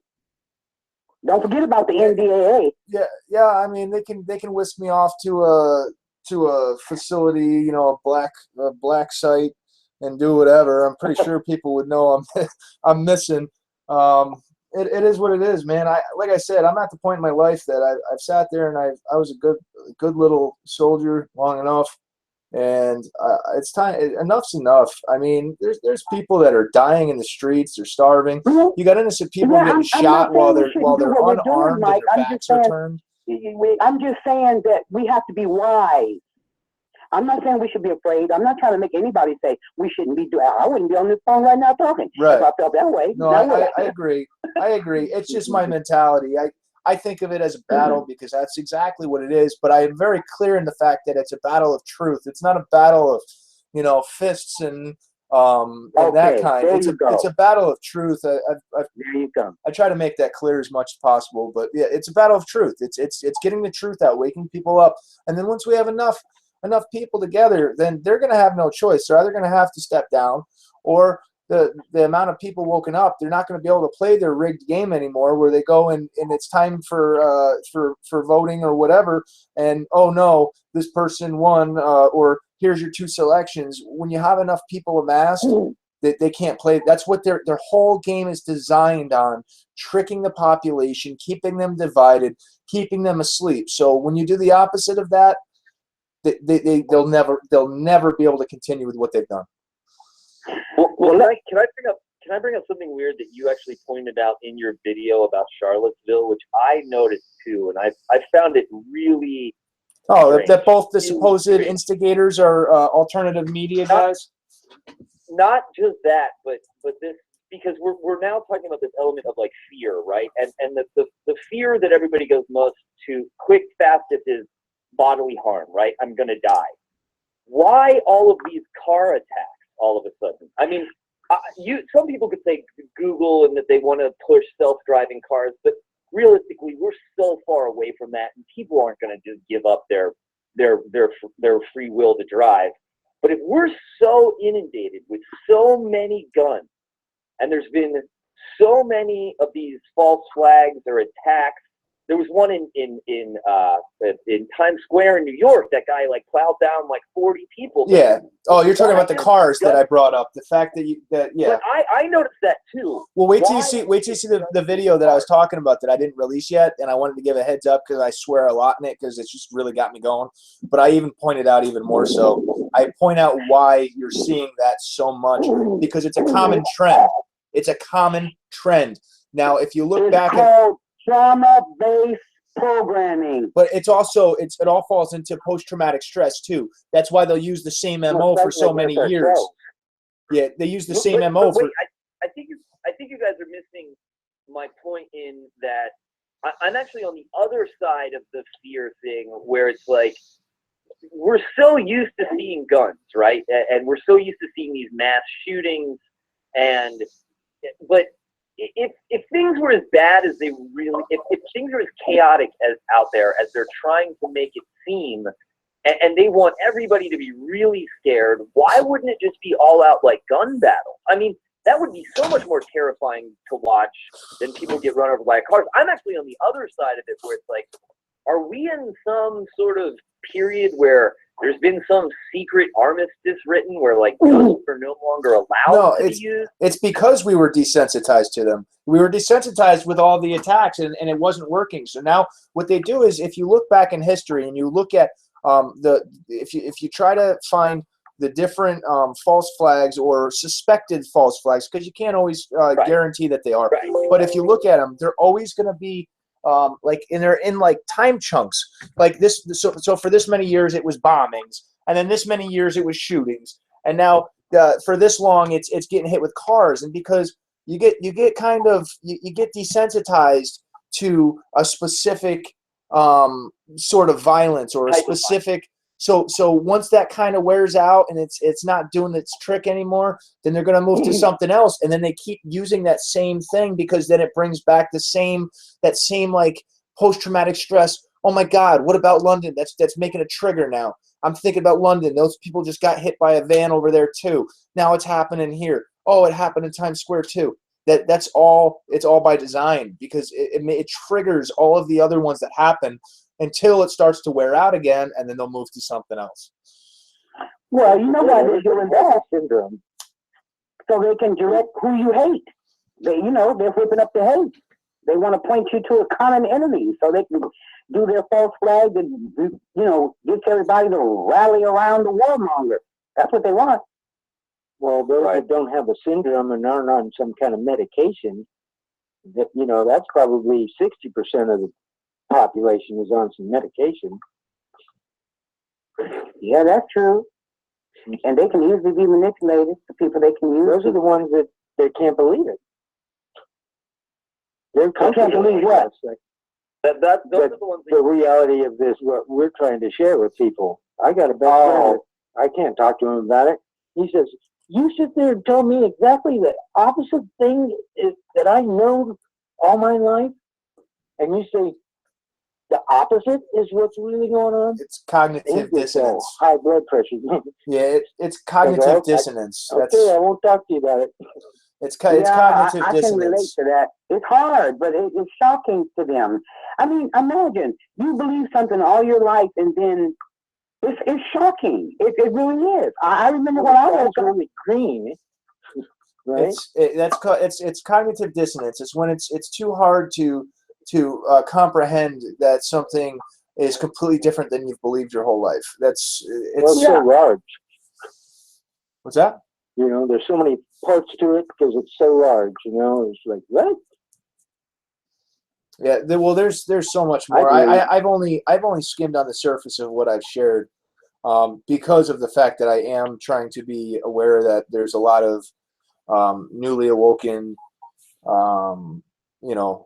people in the community here, and I'm going to get into far more details on things, and but I don't want to overwhelm people. So I've been researching for about a year. I started with Stop the Pirates, who's got a lot of information there, pretty good information, I believe. Yep. Very good information. Another good video channel is Steve McCrary. I believe he really knows because he's done the whole process. Can I say? And I don't think we have to do the process, but we'll, down the road, we'll see. Well, I'm with Mike. If I got to sign up something, if you look in Black Law Dictionary, application means begging. Registration means you're giving your rights away. All these words, requesting something. Well, you're asking your master to do something for you, aren't you? Yeah. Well, can I ask the lady something really quickly? But the whole process of reclaiming your status, right? Where you get your live certificate of birth. Yeah, I know about it. I know about the redemption method. I've studied about that, Roger Elvick and all those people. But I don't believe in none of that stuff. I was just curious, and only because of like what you're talking about with the Black Law Dictionary. Do you think that somehow is? It seems to me, and I haven't done it yet, that is a different process than applying for something. Because it almost seems like you're extracting something, which is almost like connecting your shadow self back to your body. You know what I mean? Yeah, I do. I really understand you. And here's the problem with that.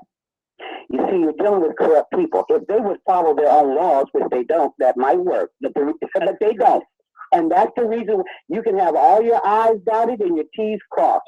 And if you get the wrong judge, you're finished. Right. That's why I don't believe in it. It's not that I don't respect the law.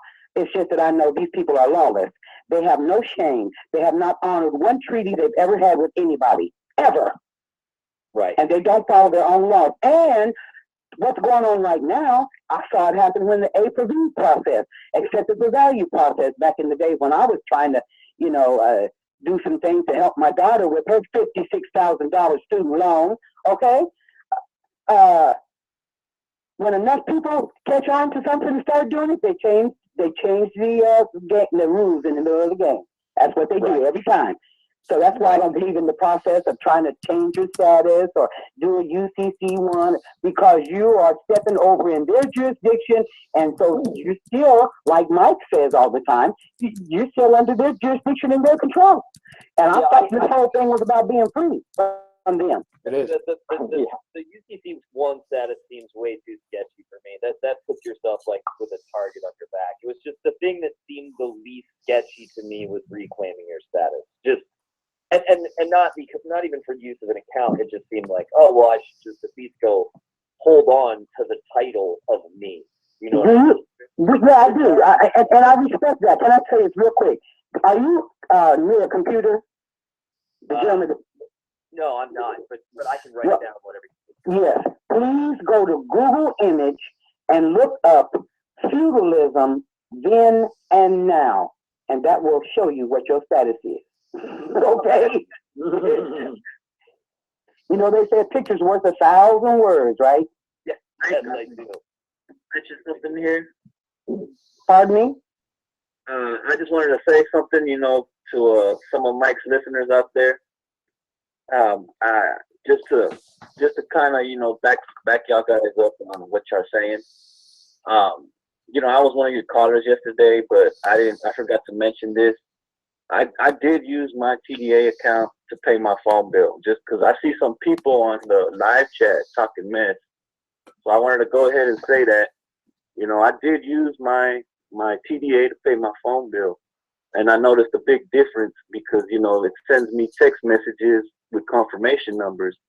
And when I looked at all my previous text messages, it didn't say my name on there. But when I did it with my TDA account, it had my name in all cap letters. And I mean, I'm getting calls, right now saying there's something, they didn't say it was a reversal, but they want me to call because of something. I just haven't called yet, but I'm going to call Monday and find out what's going on. But I mean, I just wanted to confirm that. And, if you can what's going on here. If you can screenshot your prior text messages. It is true about the account. It is true. Like, there's several of us who have confirmed it out there. And, I'm not speaking because of us on the line. I'm just saying that the guys the people that are on the live chat, that they're the ones that are, saying stuff. So if they're watching, if they're listening, that way they know, that there's a lot of us that have confirmed this. And, you have to try it to confirm it, right? Otherwise, exactly. We would know. But I don't think you should try to convince anybody who's doubting, because that means they haven't done any homework, they haven't done their own due diligence, and they're not willing to take responsibility for their actions. So why, so there you go. Well, I'm saying this to back, y'all up, not for them, because if it was for them, then I'd tell them how I did it and stuff, and I'm not gonna do that. That's not something I'm gonna do. I'm not gonna help nobody access their account or anything. I'm just saying that I used it and I know it's real. And several people that have been around me, they went and did their homework that I told them about. They've done it, and so it's a real thing. It is a real thing. You can lead them in the right direction if they're interested. Yeah, and definitely. Right. You preach it to the choir. You talking to me. To the choir. I know it's real. Hey, homework, right, right? guys. You do it all the time. All right. Yeah. Hey, do me a favor. I mean, I was told the same thing when I first started looking into this, and I had some confusions, and I was like, having some problems or trying to figure it out. But eventually, I figured it out, and I saw like, hey, well, wait a minute, like, this is. Do me a favor. Hey, do me a favor with that, okay? You can give anybody listening to this is, don't do anything you're not ready to take full responsibility for. Right. That means any fees, when they get reversed, you're going to have fees if they cut your credit card off and all that. So don't do it if you can't. All right. Hey, bud. That's what I'm saying. They did call me back. Hold on a second. I did say they did call me back. All right. Hold on one second. Do me a favor. Send me a screenshot of the text messages if you can that shows like before where it didn't have your name compared to with the name. If you could take a screenshot of that, send that to me. I would really appreciate that. I'll black out your info, or you can black out your info. But having that to the comparison would be very useful. Yeah, give me your email. So people can know what to expect in certain circumstances. It's in my opinion, I'm gonna say this and I'm gonna get off the line. If they can send you your usury tax forms every year in the mail, they can send us a Treasury Direct account black card. How about that? So I mean, it's like Mike is saying though, like the money don't really matter, because if they gave us all them accounts, if they said they let us access, the money is gonna be worthless, because guess what? A gallon of milk is gonna cost $200. Okay, I've heard that argument before, but you're assuming that they have to give us unlimited. I tell you what, when the situation, if and when, and I hope it doesn't happen, that if the situation gets like it is in Venezuela, you're going to want somebody to have a black card or something so they can continue living without mass chaos, okay? Now, I don't want $1 billion. That's stupid. What can you do with it in your lifetime, okay? It doesn't matter. But the point is the black card is we don't have any money. See, that's where people get confused. When I say send me my PDA card, it's not about money. We don't have any money. It's about setting off our debt, which they should have been doing a long time ago, and we shouldn't have to be paying because the banks are double dipping and triple dipping. That's what I'm talking about. Send the black card so we can set our debt off without going through all this stupid paperwork and all this kind of stuff. That's what they should have been doing over 100 years ago. So before you jump off the line, I want to tell you really quickly, because I'm going to go in a minute too. But when this all started, I went and bought $250,000 worth of bonds from Wells Fargo online, and I'm like you. It's like, I'm not worth $1 billion. I don't want $1 billion. I don't want the money, especially if it's worthless, right? But after I did that, I got an email back from Wells Fargo, and they said, oh, your account, it's like pending. And then all of a sudden I got an email saying, sorry, we couldn't process the account. And it was signed by a guy named Randy Stevens, right? This is where it gets really interesting. Randy Stevens. And I wrote back and I was like, what? Why, Randy? Why won't this process? And I got an automated response back saying, like, please contact the Wells Fargo branch. So I looked up this name, Randy Stevens, right? Randy Stevens shows up on all these Reddit threads as like a phishing scam. So Randy Stevens doesn't exist. So if anything happens with Randy Stevens, the real people at Wells Fargo will be like, it wasn't us, it was this guy Randy over here. Their own false entities, so no one can be liable. Yeah, they're covering their asses. So Well, that's their whole deal. They're not going to answer for anything. They did that way back when. They said, okay, if they catch us, we'll give them remedy. So again, I'm ready to take full responsibility for whatever I sign up for with that thing. So I went into a Wells Fargo, and I asked the woman who was the bank manager there, I was like, will you just explain to me why this works? I don't want the money. I don't care. She got so upset that she hid from me in the office. because it's not about the money. I don't want the money, but a lot of this stuff, it's like the tricks and deceptions that they use are so dirty and so evil. That Randy Stevens thing really threw me because it's like, he doesn't exist. It's a shadow. It's a piece of paper somewhere that's like a fall guy in a file cabinet in case everybody gets wise. Well, they can all point to Randy Stevens, right? Yeah, it's called plausible deniability. Right. Well, thanks. That's very interesting. Yeah, thanks, guys. It was nice to talk to everybody. Yeah, I'm going to go too because I know I talk too much. All right, take care. There you go. Thank you. Appreciate it. Bye, Mike. All right. Bye-bye. Thank you. You still there, Mike? Yeah, I'm still here. Oh, I still need to get Randy's info. Oh, all right.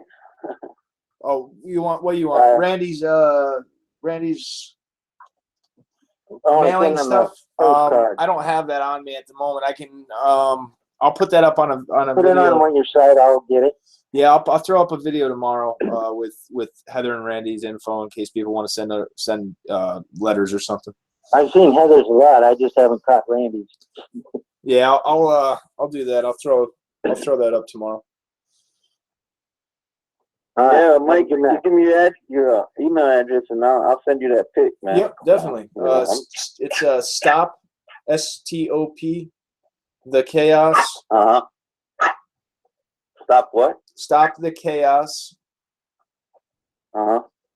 Now 07 dot tips. Stop the chaos now 07 dot tips. All right, got you, brother. Thank you, I'll man. send you that email. And as far as the motor callers, I agree with a lot of, some things y'all say. I was on the line yesterday, like I said, and this one guy was saying that we should forgive these bankers, and I just really don't feel that way. Because, if I was to do a crime, I'd be arrested. And that's the bottom line. So why are we gonna say, hey, just give us the money and then y'all go chill out somewhere? They can just do it again from the other side of the world. Right. Precisely. But I'm gonna let you laugh. Yeah, I understand that, but we can love them in the jail cell too. we ain't gonna love them. We're just gonna put them in the jail cell. You answer for what you do. Yeah, you should. Yeah, it is. But I'll let you get to these other callers. And nice job, man. And let's keep on sticking together. Yeah, that sounds good, man. Thank you. Thanks for all the hard work, Mike. Thank you. You got skills. I appreciate it. Is there any other? Thank you. Is there any other callers that had any questions or information they wanted to add? All right, yeah, Mike, you there? Yep. Oh, go ahead, bro. Yeah, I actually did want to add something. I don't know. Are you familiar? Have you been seeing what's going on with this case in with Heather Heyer and any of the media coverage around it? Not Heather Ducey, the girl who just died in Virginia.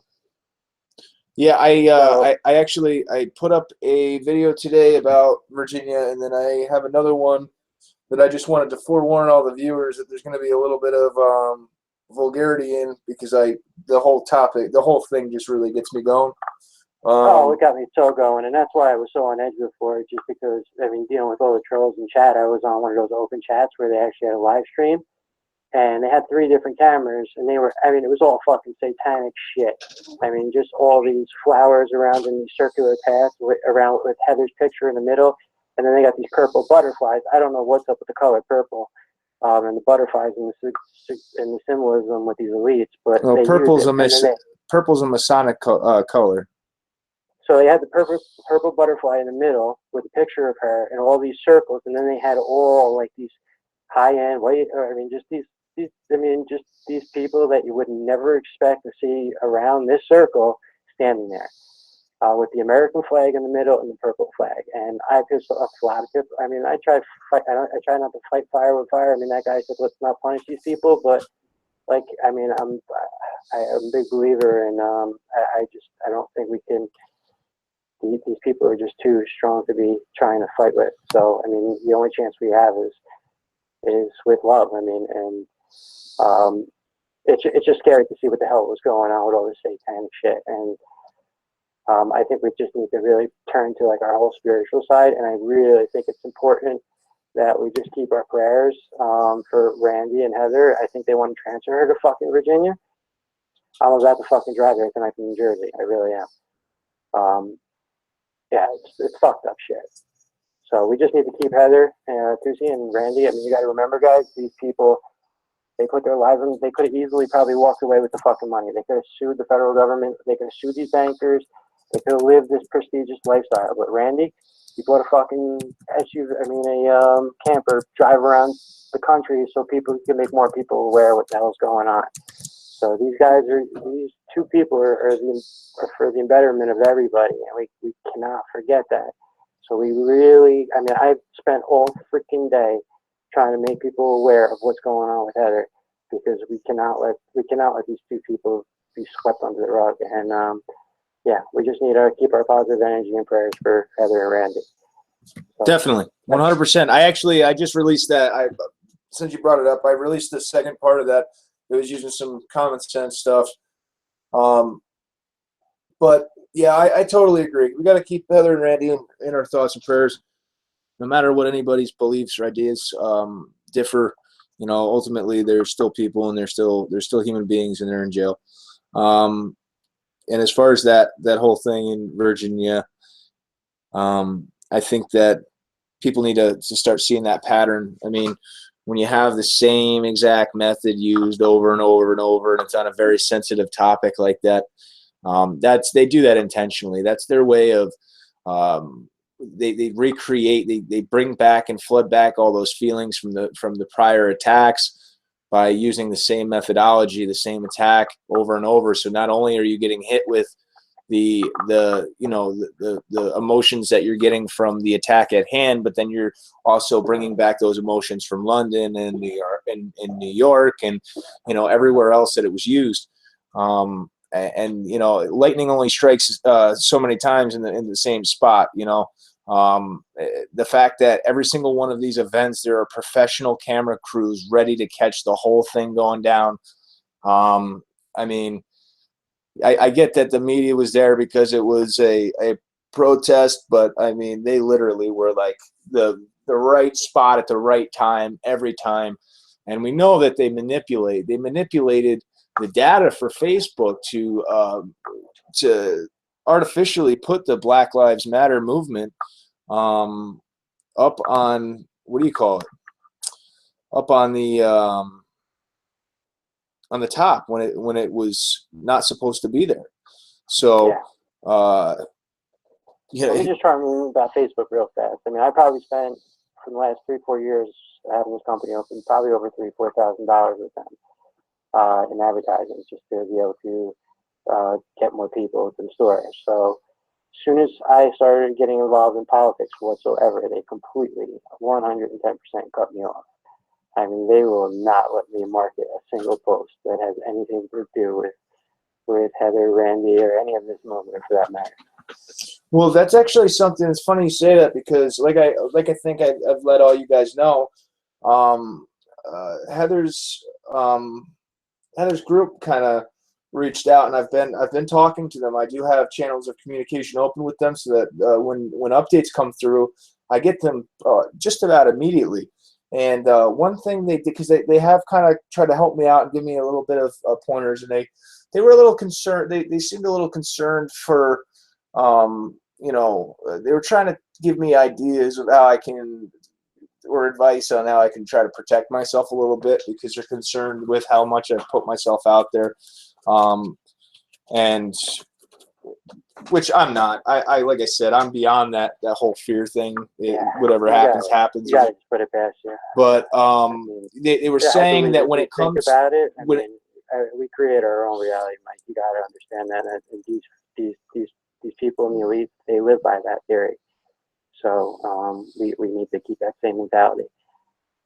Yeah, they actually, funny enough, they did say, though, when it comes to like posts regarding anything with like OPPT or using like especially like Heather's name and stuff like that, that you may run into trouble. They'd recommended if I'm trying to put stuff up and I'm having resistance, so I'll pass this along. If you're putting up like Heather's name, instead of using the I, change it to like a 1 or something like that, to trick, because it's an artificial system that's doing that. What happens is there's keywords that are put in there, and when those keywords come up, the system flags it, and then, you know, removes it. Without a doubt. On YouTube, like when I went on so many different pages, I try getting involved with all these different media groups to get the attention, and then I'll just log in on a different account, and the comment won't even be there. So yeah. Well, and now that you bring that up, I want to also let people know. I think a lot of people were thinking that I've been deleting their comments. Any of you guys that are putting like, if you put the same comments over and over, or if you put links on it, sometimes it'll flag it as spam. I literally have like, I don't know, maybe 5,000 or 6,000 comments in spam, and literally that would take so much of my time to go through the spam. So if your comment isn't there, I'm sorry. It's not that I removed it. It's more than likely it's in spam. So I just wanted to give you guys that information, so that you don't think that I've been removing your comments, because I know I've seen some people putting that. That's not the case. Unless you directly are, you know, attacking me or others, or like, I don't even care about people with opposing views. I allow that. I'm not here to censor people. It's only people that are attacking myself or others, or saying, you know, pretty disrespectful stuff. That's the only time I remove stuff. So what? I mean, I didn't check out your videos. Can you just give us a brief synopsis of what's going on with Heather? I mean, with her team. I mean, what did they say to you? Oh, as far as Heather Tucci? Yeah. Yeah, I mean, there's not really all that much change as far as Heather goes. I did hear a rumor that she's supposed to be getting moved to Tennessee sometime either the end of this week or next week, but that's not like confirmed yet. That's just kind of hearsay at the moment. The last like real update I had was the stuff that I put out today, where there was redacted information from the court transcripts. They totally redacted Heather's swearing in testimony, because in there she used the proper verbiage to not contract herself and not give them jurisdiction, and they intentionally redacted that out. So that's pretty much the update. If you check out those two videos, they're pretty quick. The second one's longer, but that's the one that goes into her explaining what was redacted, and then the first one just gives you a link to be able to read the redacted testimony. But they're not supposed to be doing that. It's actually illegal for them to be redacting stuff like that. But we all know they don't play by the rules, so. Yeah. All right. Well, I said my 2 cents. Yeah, like I said, if everybody could just keep Heather and Randy in their prayers, and just keep our eye on the prize, and just envision them getting out and being betterment for everybody, and have this banking. I mean, ultimately, it all revolves. I mean, these 2 cases are big, guys, and we can't forget that. I'm 100% with you, and that's why I started out the stream the way I did. I know there's some that keep complaining about it, and my answer to them is just, if you see that, if you really have a problem with continuing to hear about it, then don't watch it. But there's a lot of people that do, and I think it's important for us to Yeah, of course to they're keep going to them. say that, because I mean they don't want the word to get out. That's the thing. You gotta remember that, Mike. So. Yeah, it needs to be talked about. Just like I had brought up. I mean, if I got arrested tomorrow, I wouldn't want everybody to just forget about me, and then let me potentially be thrown away without the key, and go through what they're going through. So I'm going to keep bringing attention to that. Just you got to think of other people as we would want ourselves to be treated. I mean, 100%. They put themselves on the line with the knowing that there was going to be people that were going to come to their defense. And you, Harvey, all these other people, I mean, we're those guys. And Lioness and all the other people that called in last night and tonight. But yeah, thank you for all you do, and look forward to talking to you guys soon. So. Sounds great, brother. Thank you. Love you guys. Have a good night. You too, brother. Okay. Hello, Mike. Yes, how are you? Good, how are you? I'm good, thank you. I trying to think, hi everybody, lots of love, this is fun. I think I found our problem. I am actually in the Federal Reserve Bank service, and if you guys all look at that, there is a certain date and a certain window of time that we can tap in to that money. It completely talks about it. Are you talking about the Fed? Yeah, the it Fed talks wire? about the settlement. Are you talking about Fed on the Fed wire, or what? Where are you talking? So I can try to look. I am talking about www.frbservices.org. Okay. And it says Federal Reserve Bank Services, same day ACH frequent asked questions. And if you guys all go down there, I've been reading it for 2 days, like everywhere. It talks about the debt settlement and how it's limited to $2,500. And there is a window of time on certain days and certain times where you use your letter, and you can actually, they will pay your bill. But it's only that window of time. And they've been doing this because what they're going to do is they're going to take the money out of circulation. The dollar is going to be gone. Everybody's embraced about what they're saying. There's going to be a new turning over, a new era of spending money. They've been implementing this, according to this website, for years now, trying to get it completely adjusted to where these ACHs go through, but they're not going to damage the money system, where people aren't going to go in on one day and go, wow, let's go buy a Ferrari. And everybody does it, and the money is just depleted in one day. So what they're doing is certain days, certain letters. Okay. Are you times. on the same day ACH debits qualified batch reporting? The same day ACH testing begins, or the same day ACH frequently asked questions is at the top. Okay. And it was updated June 1st. If you read through that, it tells everybody the dates on when you can do it, examples, everything. So it is coming true. I mean, we are going to be able to, it said for the nation. I have been reading all these papers that I've been getting through this, and it's right through this Fed. So really, actually, our answers have been right there in plain sight. We just were all looking in the wrong place. The Board of Governors, the Federal Reserve System. I'm gonna have to call them tomorrow and ask them about this. Yes, and there's even a date. If you even do a Google search on it, you can come up with a date. It'll say, you know, the participating days for the settlement.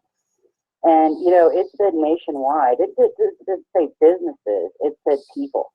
And what they're doing is they're trying to get the system without quirks so they don't bankrupt us. Hello? Hello? Hello? Yes. Hi. Hold on one second, Can you guys. hear me? Yep, I'm just trying to finish hearing what she's saying here. Hold on one second. Are you seeing it, Mike? Yeah, I'm on it right now. It's gonna take a little bit more than just a quick read, but Yeah, now if you scroll down to value limits, it says over 25,000 value limit applied to a single item or to a batch.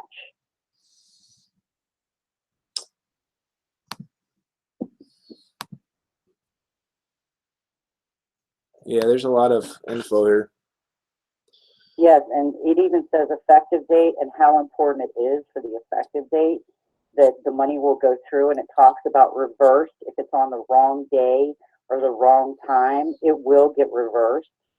So that's where our problems are.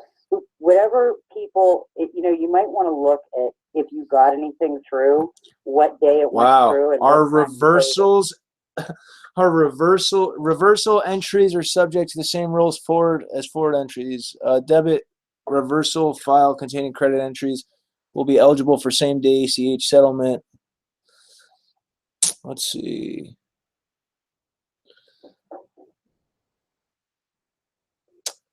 Derive return functions. Returns for same-day forward entries.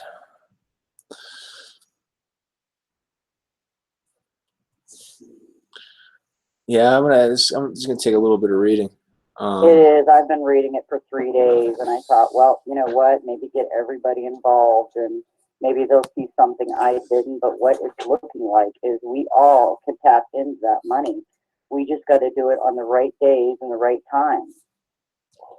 Yeah, I'm gonna end up. I'll do a video after this call.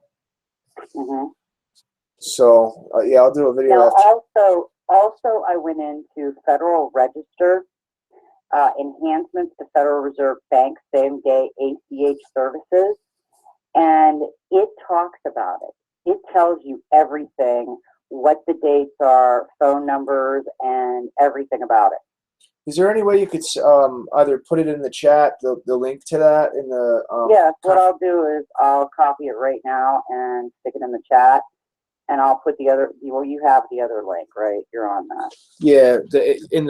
Are you on your computer on the conference call or no?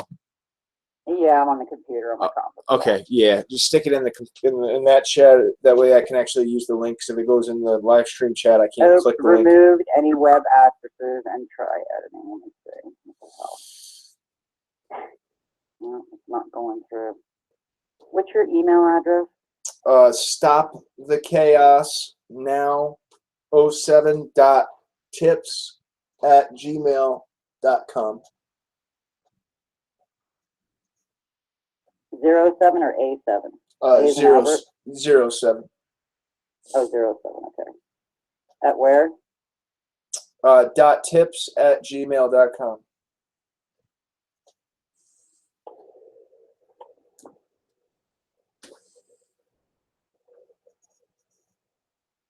Okay, I don't know why it's not letting me put that link in the chat. It keeps saying that. They probably won't let me do this. No.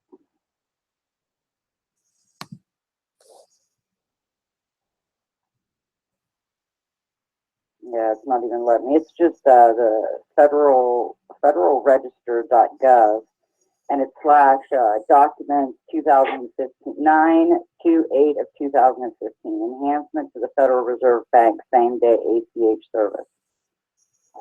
You pull that up, and it gives you all the information. It tells you what days. I think it's Tuesday through Friday, what hours, and what letters for those hours. And I think one part said you can only do one transfer a day or one payment a day, up to like 2,500 or something like that. So that's how they're going to monitor the payments. That's how everybody is going not to, be able to go out and buy a Ferrari in 1 hour. Yeah, no, I'm definitely going to take a look at that. I'm going to make I'll make a video after the conference call with links to it, letting people know to go check it out. Great. Okay. Most certainly. Thank you. Well, that's awesome. No, thank you. What was your name again? My name's Fawn. Dawn? Like a baby deer, fawn, S-A-W-N. Fawn? Okay. Yes. Uh-huh. Awesome. Thank you. Love what you're doing. Love you guys. Have a good night. Same to you. Thank you so Hello? much. Hello? Hello? Yes. Hello. Thank you. Hello? How's it going? It's going okay. How you doing? Yeah, I'm Ambassador Ray, House of Lords, on your chat. I've been leaving messages and things. Okay, yeah. And yeah, I was hip to that Treasury Direct account stuff a long time ago. And, you know, they shut down the PayPal and Amazon. What I found is more interesting for everyone to look down this rabbit hole is the capacity of a private banker. You know about that? Repeat that? Your capacity to act as a private banker Yes. is where wealth is happening. Yeah, I mean, we're all private Right. bankers. Right. And, you know, they've been monetizing everything we sign. What I suggest is that people go back and find the original wet ink signature contracts at their schools, at their jobs, because you're paying yourself. At the courts, you know, I'm a mover, so I'll go and ask these questions. And when they don't, I'll do an affidavit, and they got 30 days. And so I've worked with a secured party. All right. Now, you know about all this stuff we're doing as far as dealing with this legal money is illegal. All right. So we need to get on lawful money, which is silver and gold. Right. So what I figured is that as I act in the capacity of a private banker, that's what I start off my conversation with. All right. And as a private banker, we don't need permission or authority from the state. And you can issue promissory notes, which is a banker's note, till you're blue in the face. The problem is these attorneys are masquerading as car dealership people, as real estate people. Everybody in the court, they're attorneys. So, you know, all these people who doing reversals, they're attorneys at the upper echelon. So we need to get rid of these attorneys. So what I figured out is, as a private banker, what is lawful money? Silver and gold. America has the ability to mint silver, gold, and platinum coin, other precious metals, forever. So I said, you know what? Let me issue a note to the U.S. Mint in Washington, D.C. So I called them up and I said, listen, I don't want you to treat me as a man or a customer or no label. I am a private banker. That's how I want you to treat me. She said, oh, no problem. Now, this is what you need to ask people when you're buying houses and cars and all that stuff. Okay? Who is your CFO? I don't want to talk to the help when I'm making business transactions. Who's your chief financial officer? And they all hire. As soon as they hire that chief financial officer, you know they full of shit. Ooh, can I swear on you? I'm sorry. Yeah, you're But fine. anyway, all right. So when I'm buying a house or a car or whatever it is, I want the CFO. These people been hiding the CFO. But when I talk to the U.S. Mint, who's minting silver and gold, which is God's money of choice, also in constitutional money of choice, which is lawful. I said, who's your CFO? And she tapped on a computer and she gave me the CFO. I said, oh, that was easy. All right. I said, okay, where do I go to look at the coin? She said, www.usmint.gov. Don't go to .net or .com or any of those. Those are fake sites. I said, oh, okay.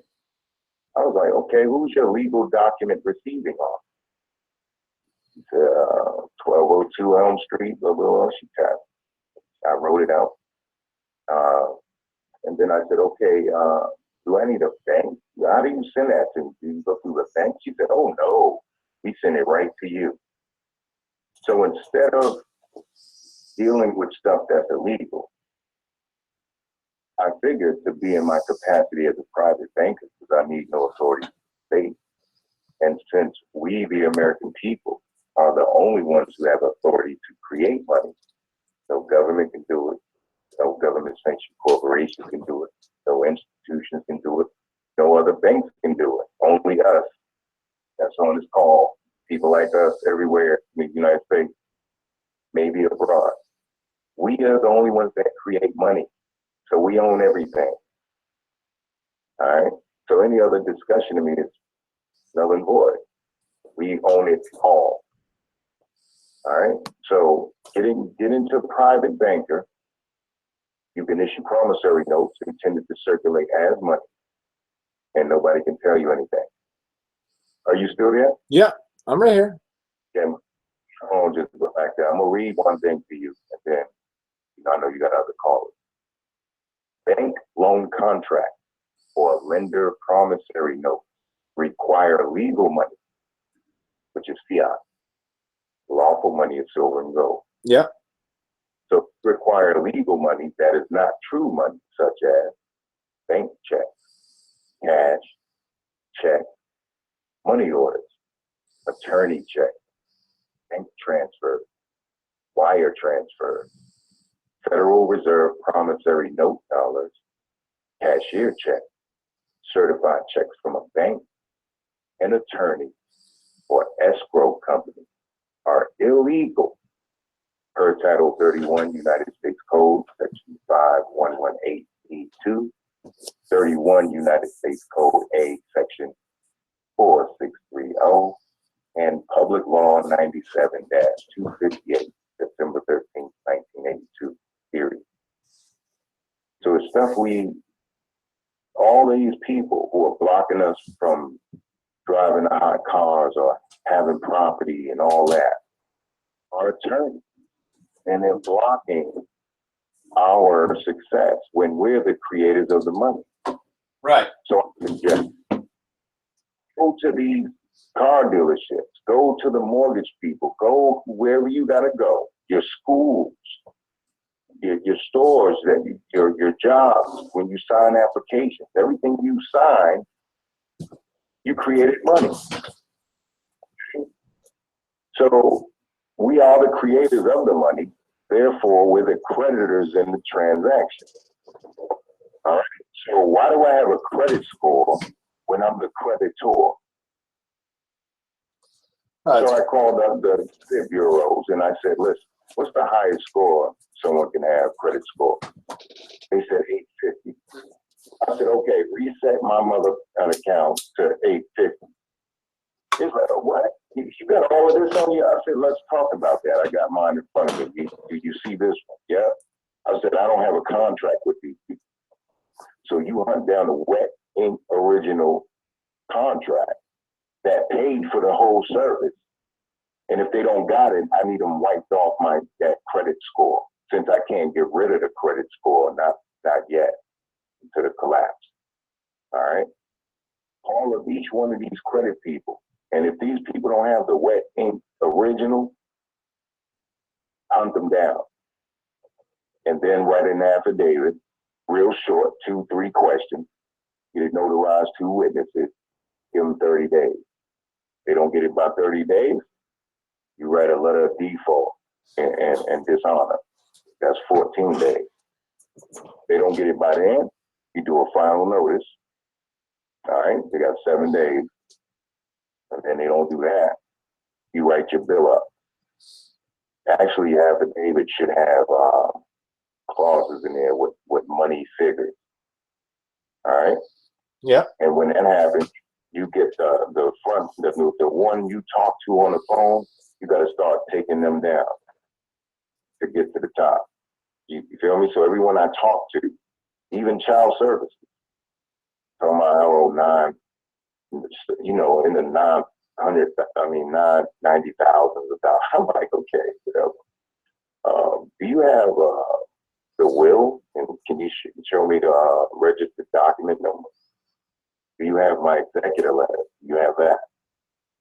Do you have the UCC1 financing statement number? No? What are the red letters on the back of the Social Security card? Because they're using the name in the social, but our footprints establishes us as the grantor, the owner or trustor of a trust, and a whole bunch of other stuff, providing we didn't receive a social. So I was born, according to what my mom said, in 71.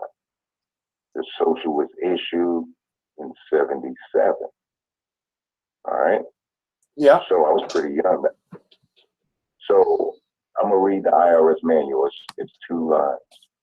IRS manual 21.7.13.3.2.2 states this. An infant is the decedent. That means he's dead or next in line. They assume we're dead. Is the decedent of an estate or grantor. What's an estate? That's the land or everything that's on it. All right, grantor, for lack of a better phrase, is God. God gave us dominion as long as we don't hurt our neighbors. All right? Yeah. Owner or trustor of a trust. There go our money. Guardianship. That's what we're doing on this phone call. We're guarding our trust. Guardianship, receivership. I like that word. Or custodianship that has yet to receive a social security number, period.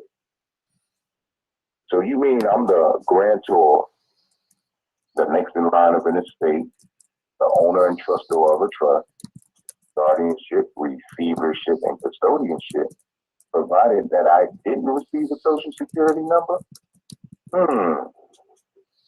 Okay. So now it's real clear to me. Everything you do, they want your name and your social, correct? Yes, they do. Yeah. And you, when your footprint establishes you as the grantor and owner of a trust before it was issued.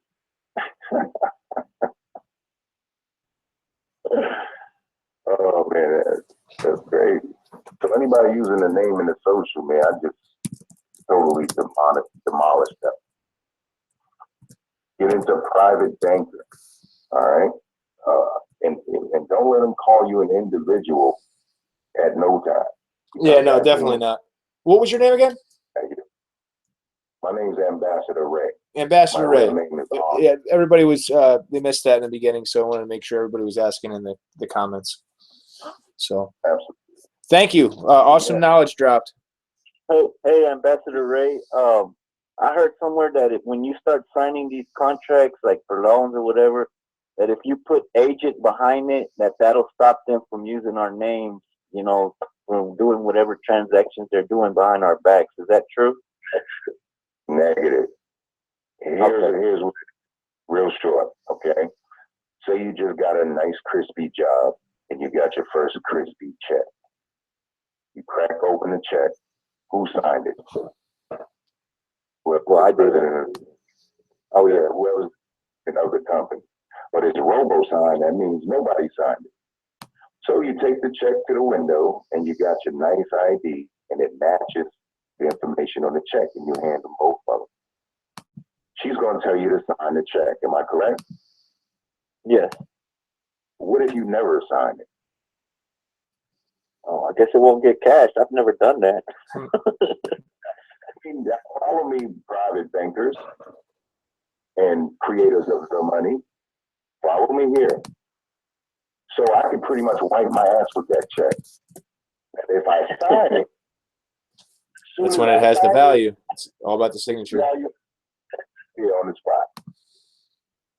Yep. Okay. Your signature is everything. So you're the credit of the transaction. You just created that. Even at your car dealership, watch it. They show you the car. Those are real people. Those are real people with real jobs. But when you go into the back to sign those paperwork, They're right there to collect those originals. Now, you can fill out all the forms, but if you don't sign anything, you ain't getting no loan. Supposedly. You can fill out your address and all the information down, but if you don't affix your signature on it, it's still toilet paper. They can't do nothing with it. But once you autograph or sign it, you just created the money, and they're right there to take the original. And then you don't see it no more. And the dealership, now peep this, the people who gave you the loan is not in the room to sign with you. You didn't get a double bag full of money, and it damn sure didn't hit your local bank account. So how they give you a loan when their representative isn't in the room, and the one at the dealership don't work for the loan company? Those are two different entities. Yep. And the dealership calls you talking about you owe them money. It's always this other entity who wasn't in the room. Yeah, the whole system is a scam. Well, I mean, no, it's not a scam. It is essentially. Scamming ourselves by not realizing we create all the money. We create all the money. So I tend to not worry about what they do. I don't care if they scammers or not. I don't care if they dishonest or I don't care. I really don't waste my time. See, what I do. To me, I can't help but signature contract. That's what I want to see. And if they don't got it, I say, okay, well, you can't charge me with a copy, so I'm gonna just hold on to the car until you find it. And if you come in my yard, I'm gonna get you out of there 1 ounce at a time. If you dig what I'm saying. Yeah, yeah. I hunt down the paperwork, people. Hunt down the paperwork. see. I want to go farther than that, though. I want to take down this corrupt scam of the system and fix this. Once you ask them for those originals and they don't have it, you put that affidavit on, and then you bankrupt the people who you talking to on the phone one by one. It's quite lucrative. I do it myself, and I've done it, and I got wet ink original affidavits and liens to prove it. Like, I don't just talk. You know, I got evidence. You hear me? Yeah, I've used the same basic idea to clear off things with my my credit as well. But yeah, call them up and tell them to reset it to 850, and tell them that all things in dispute to show you the original contract. Because they tried to take my sister's truck. She said, "Please, brother, go over there." So I jumped the fence. They're on our private property. So I walked up to him, and he says, "I'm taking this car." I said, "Are you now?" I said, "Man, I see the paperwork." And he went in and he gave it to me.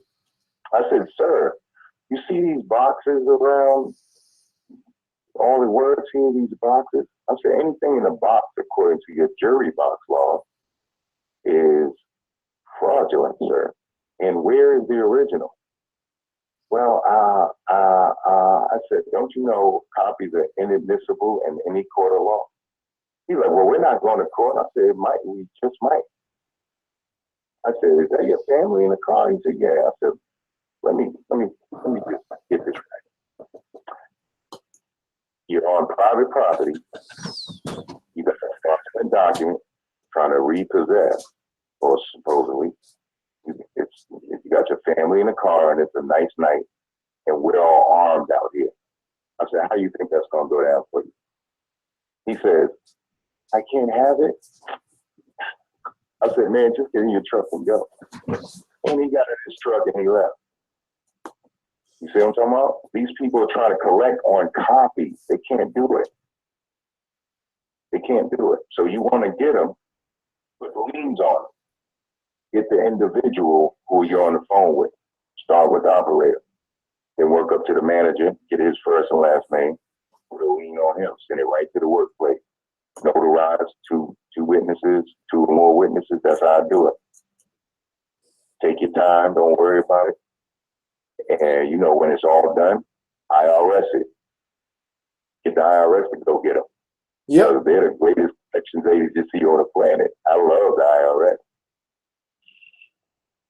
And that's all, man. I'm gonna let other people get on. Hopefully, if I have it my way and we continue to wake the masses and we, you know, continue on the pace we're going, because we're waking people up at a rapid pace right now, then hopefully we won't have to deal with that much longer. That's the whole plan. So I truly, a lot, there's so many people that they sit there and they tell me, they say, you know, you're insane to think that you could single-handedly take down the IRS. And I say, I'm not saying I'm going to single-handedly take down the IRS. So I'm going to wake people up. Right. I'm going to wake people.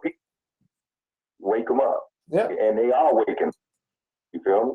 Yep. And I just want to ask, you know, look, let's get into our proper roles as private bankers. All right. We're an unincorporated banking institution.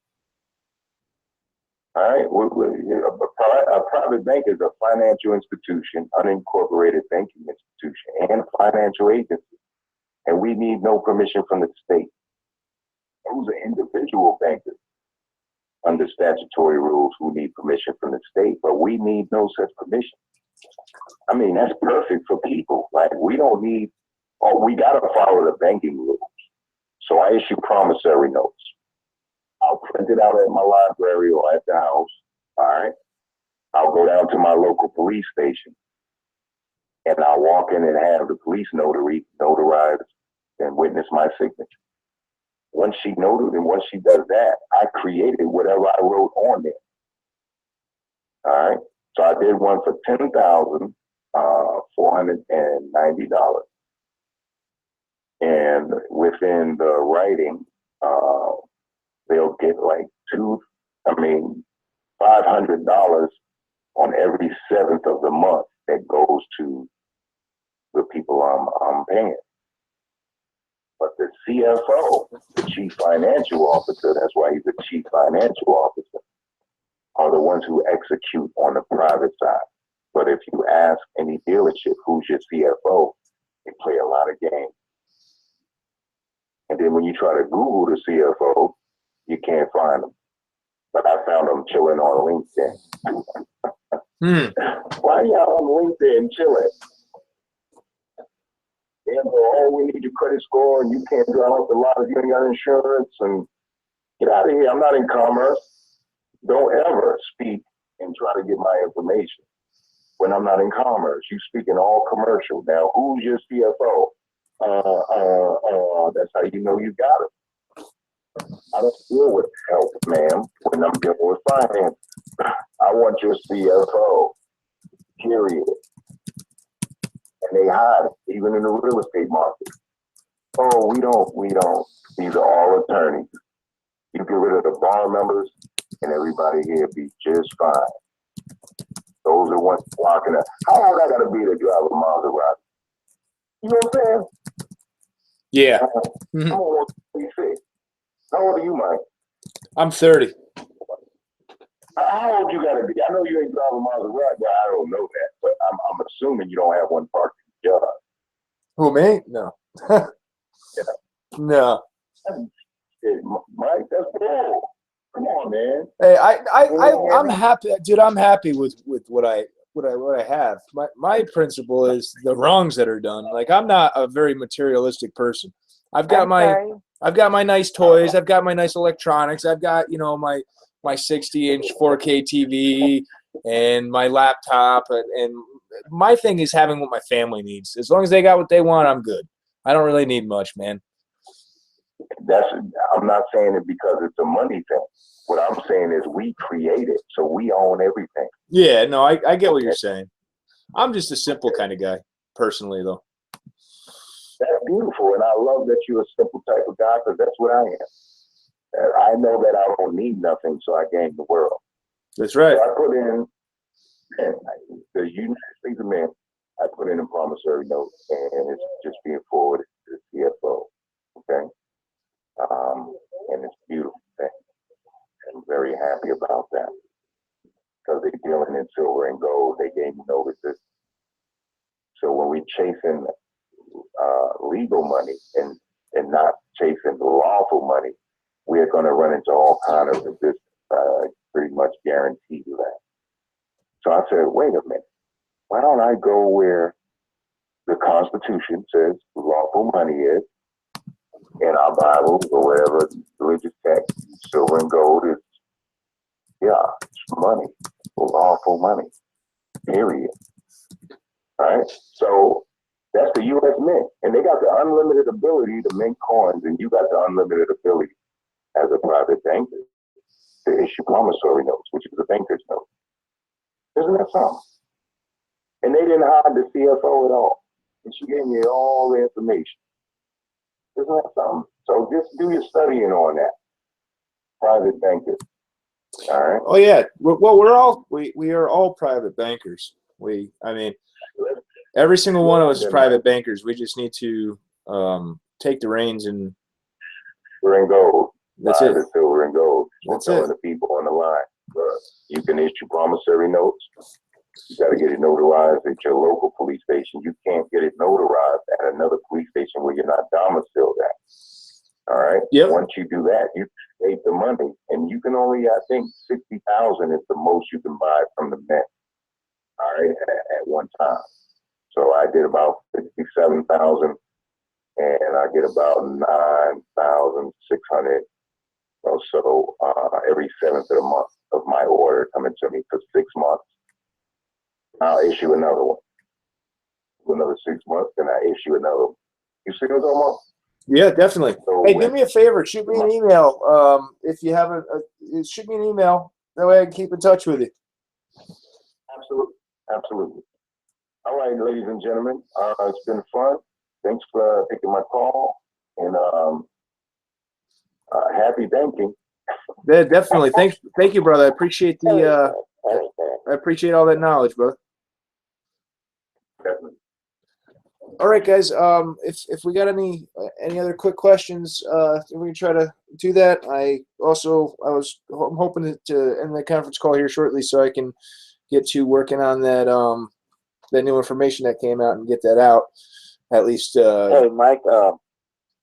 Just want to say, did you get my emails? I sent you those pictures of those. Yeah. Yes, I did. Messages. I did get your emails. All right. Cool. Thank you. All right, then I'll let you go then.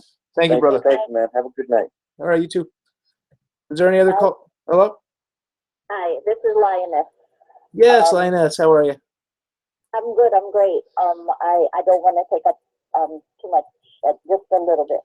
I'm sending you an email, you and Ngoni and Jermaine and Triple, and maybe Ambassador, because all of these things that were said tonight that are seeing the positive forwardness is what I was saying last night without being as elaborate, because of the fact that when I talked about Gaudi, this is all of what I was talking about. There are people in place that have put that together for everybody across the world, okay? This one is going first because there's other things that are to happen, okay? And I'm going to do a call tomorrow night or Tuesday or both, because it'll probably take that long. It will help you, all of you, to understand what the heck happened, where you are, and it doesn't matter how much knowledge you have, because it'll hit to wherever your belief system and hopefully your knowledge system is, for you to go forward and know. Just do the things, whatever you're getting that resonates with you, and then be cool, because this is being done by divine order. If you never knew it, know it.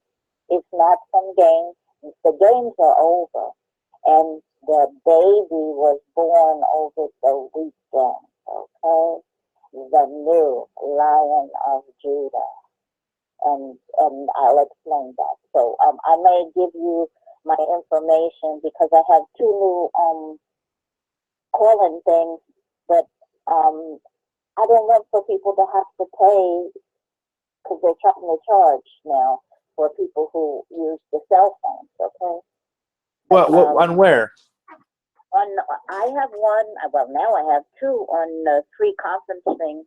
Some of the people on my calls, they couldn't hang in there because see, people fell for the okie doke and got rid of their landline. Keep your land because you are of the land. That's what Guam is about. So much stuff. It's about Moors. It's about everything, and it's about the first place where the sun hits every day. Okay. Oh yeah, definitely. It has to go to every phase of life. I don't want to disrupt what you're doing. I want to lend assistance and gain as well, give and receive from you. But maybe we can, do one thing and another thing, and with other people. There's plenty of people been working on this for decades, and now it's going to be fruition and manifestation. And again, each of y'all has to do it, and that's part of what Ambassador was talking about as well, so eloquently. And just go with it. Just go with it. So I don't know how to give y'all the number. I can give, if you don't mind, let me give you the number for my regular call. If anyone has a problem, then I'll try to stay on that line and give you where I will move to, because I have friends who are on Blog Talk, like Ngoni's on Blog Talk. I might ask her, can I come on her thing, because this is about the lions, and I did my first call about the lions on her call, and maybe it'll be fitting to do this last one about the lions on here, because it shows you the scriptures and that this is going to be heaven on earth if you listen. And if you go inside and see how your heart is, it's wonderful, it's beautiful, it's positive. And you don't have to take no wooden nickel from anybody, because you're the elite, but not of that negativeness. You just didn't know it because you forgot it, so that you could do what you had to do down here. And now you must remember, you must come into your own. You must stand as you are for who you are, so you can be that. And all of this other stuff is just an illusion. They will be handled. Don't worry about that. They're being handled as we speak. That's why they're scurrying around like roaches. But that system is the situation, okay? Definitely. And the people's hearts. You could be whatever you want to be, and it will be whatever we all say it's going to be, or individually, because you're a universe into yourself and unto yourself. So the number is 712-432-6100, and the code is. I was looking at your code. Well, 9193, another 93, 18, and the pound sign. And I'm gonna come on. I like it later, but for the people who are gonna go back to work and stuff like that, I'll start out at 8:30 because I like 11s and 13. Okay. You said 11:30 at night? The silver and gold is my theme song, so it's all in there. But everyone is precious. You said it's at 11:30 at night. Which time zone? Oh, Eastern. Okay. Yeah. I'm a former. I'm a New Yorker. I'm never former. I'm a New Yorker. I'm a whatever, and but I'm not in New York right now. So Well, I'm a fellow New Yorker. maybe that was it, huh? That's it. People be careful up there too for the next couple of days. But it's all right. It's all good. Everything is good. Can't nothing happen because you're immortal. You're all good. Everybody's good. And thank you, Fawn. Thank you so much. Thank you. And Gabe, thank you as well. And Goni. Okay, I'm gonna shut up for a while. Oh, you're good. Hello, Mike. Thank you so much. Hello? Yeah, hey, what's going on, buddy, man? What's up, man? Just in your chat, man, and man, I respect what you're doing, bro, but I really don't respect you calling me a troll. But if I'm being told that you're first spamming my chat, you're talking to somebody who's been doing this shit for the last 2 all years, right. bro. I'm trying to open people's eyes. I've literally had enough with the trolls.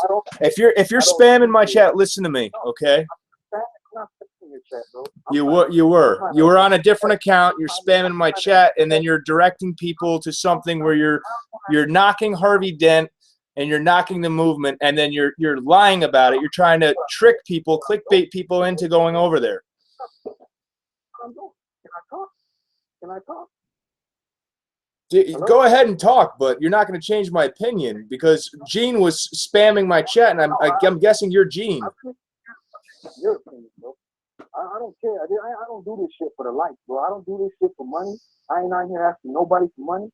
I'm trying to share my experiences. Now, I paid off debt. All my shit reversed, right? And I use the social, I use whatever the Federal Reserve number, okay, right? That didn't go through. Well, Harvey Dent tells me, okay, man, you gotta use your birth certificate, right? You gotta do this and do that. Okay, I did that. Bam. Got all that shit taken care of. You don't need to do anything. You don't need to do any birth certificates. I don't know where you're saying that you have to do your birth certificate. That's not true. I said, okay, you know what? Let me try something, man. Let me try something. I'm over here doing all these things, paying all these bills. Let me just see if I can just plug in different numbers with the account with that routing number I was using. Guess what? The payments all went through. Everything, it all went through. We had the same process, got the same confirmation numbers. It was all grits and gravy. So I want you to explain this to me and to the people. How come I can sit here and plug in 9 zeros with the account number with the Federal Reserve fucking routing number and still get a processed payment? By process payment, are you meaning that it confirms the payment or does it post? There's a big difference between confirming and posting. I'm talking about. Okay, that's not what we're talking about here. I've said from the beginning, a confirmed payment is not the same as a posted payment. The proof that we have are posted payments. Posted means that the money came. Sit here and plug in these numbers into Amazon and still get fucking linked to the Federal Reserve, bro, with a different name. Explain that shit to me, bro. And I don't think I'm cool shit. I see your chat, man. It's just funny to me, bro, how you guys are sitting here, man, just plugging these people's heads up with fucking. There's no, see, this is exactly what I mean. There's no plugging of heads of nothing, bud. I told you from the beginning, okay? A posted payment is different from a confirmed payment.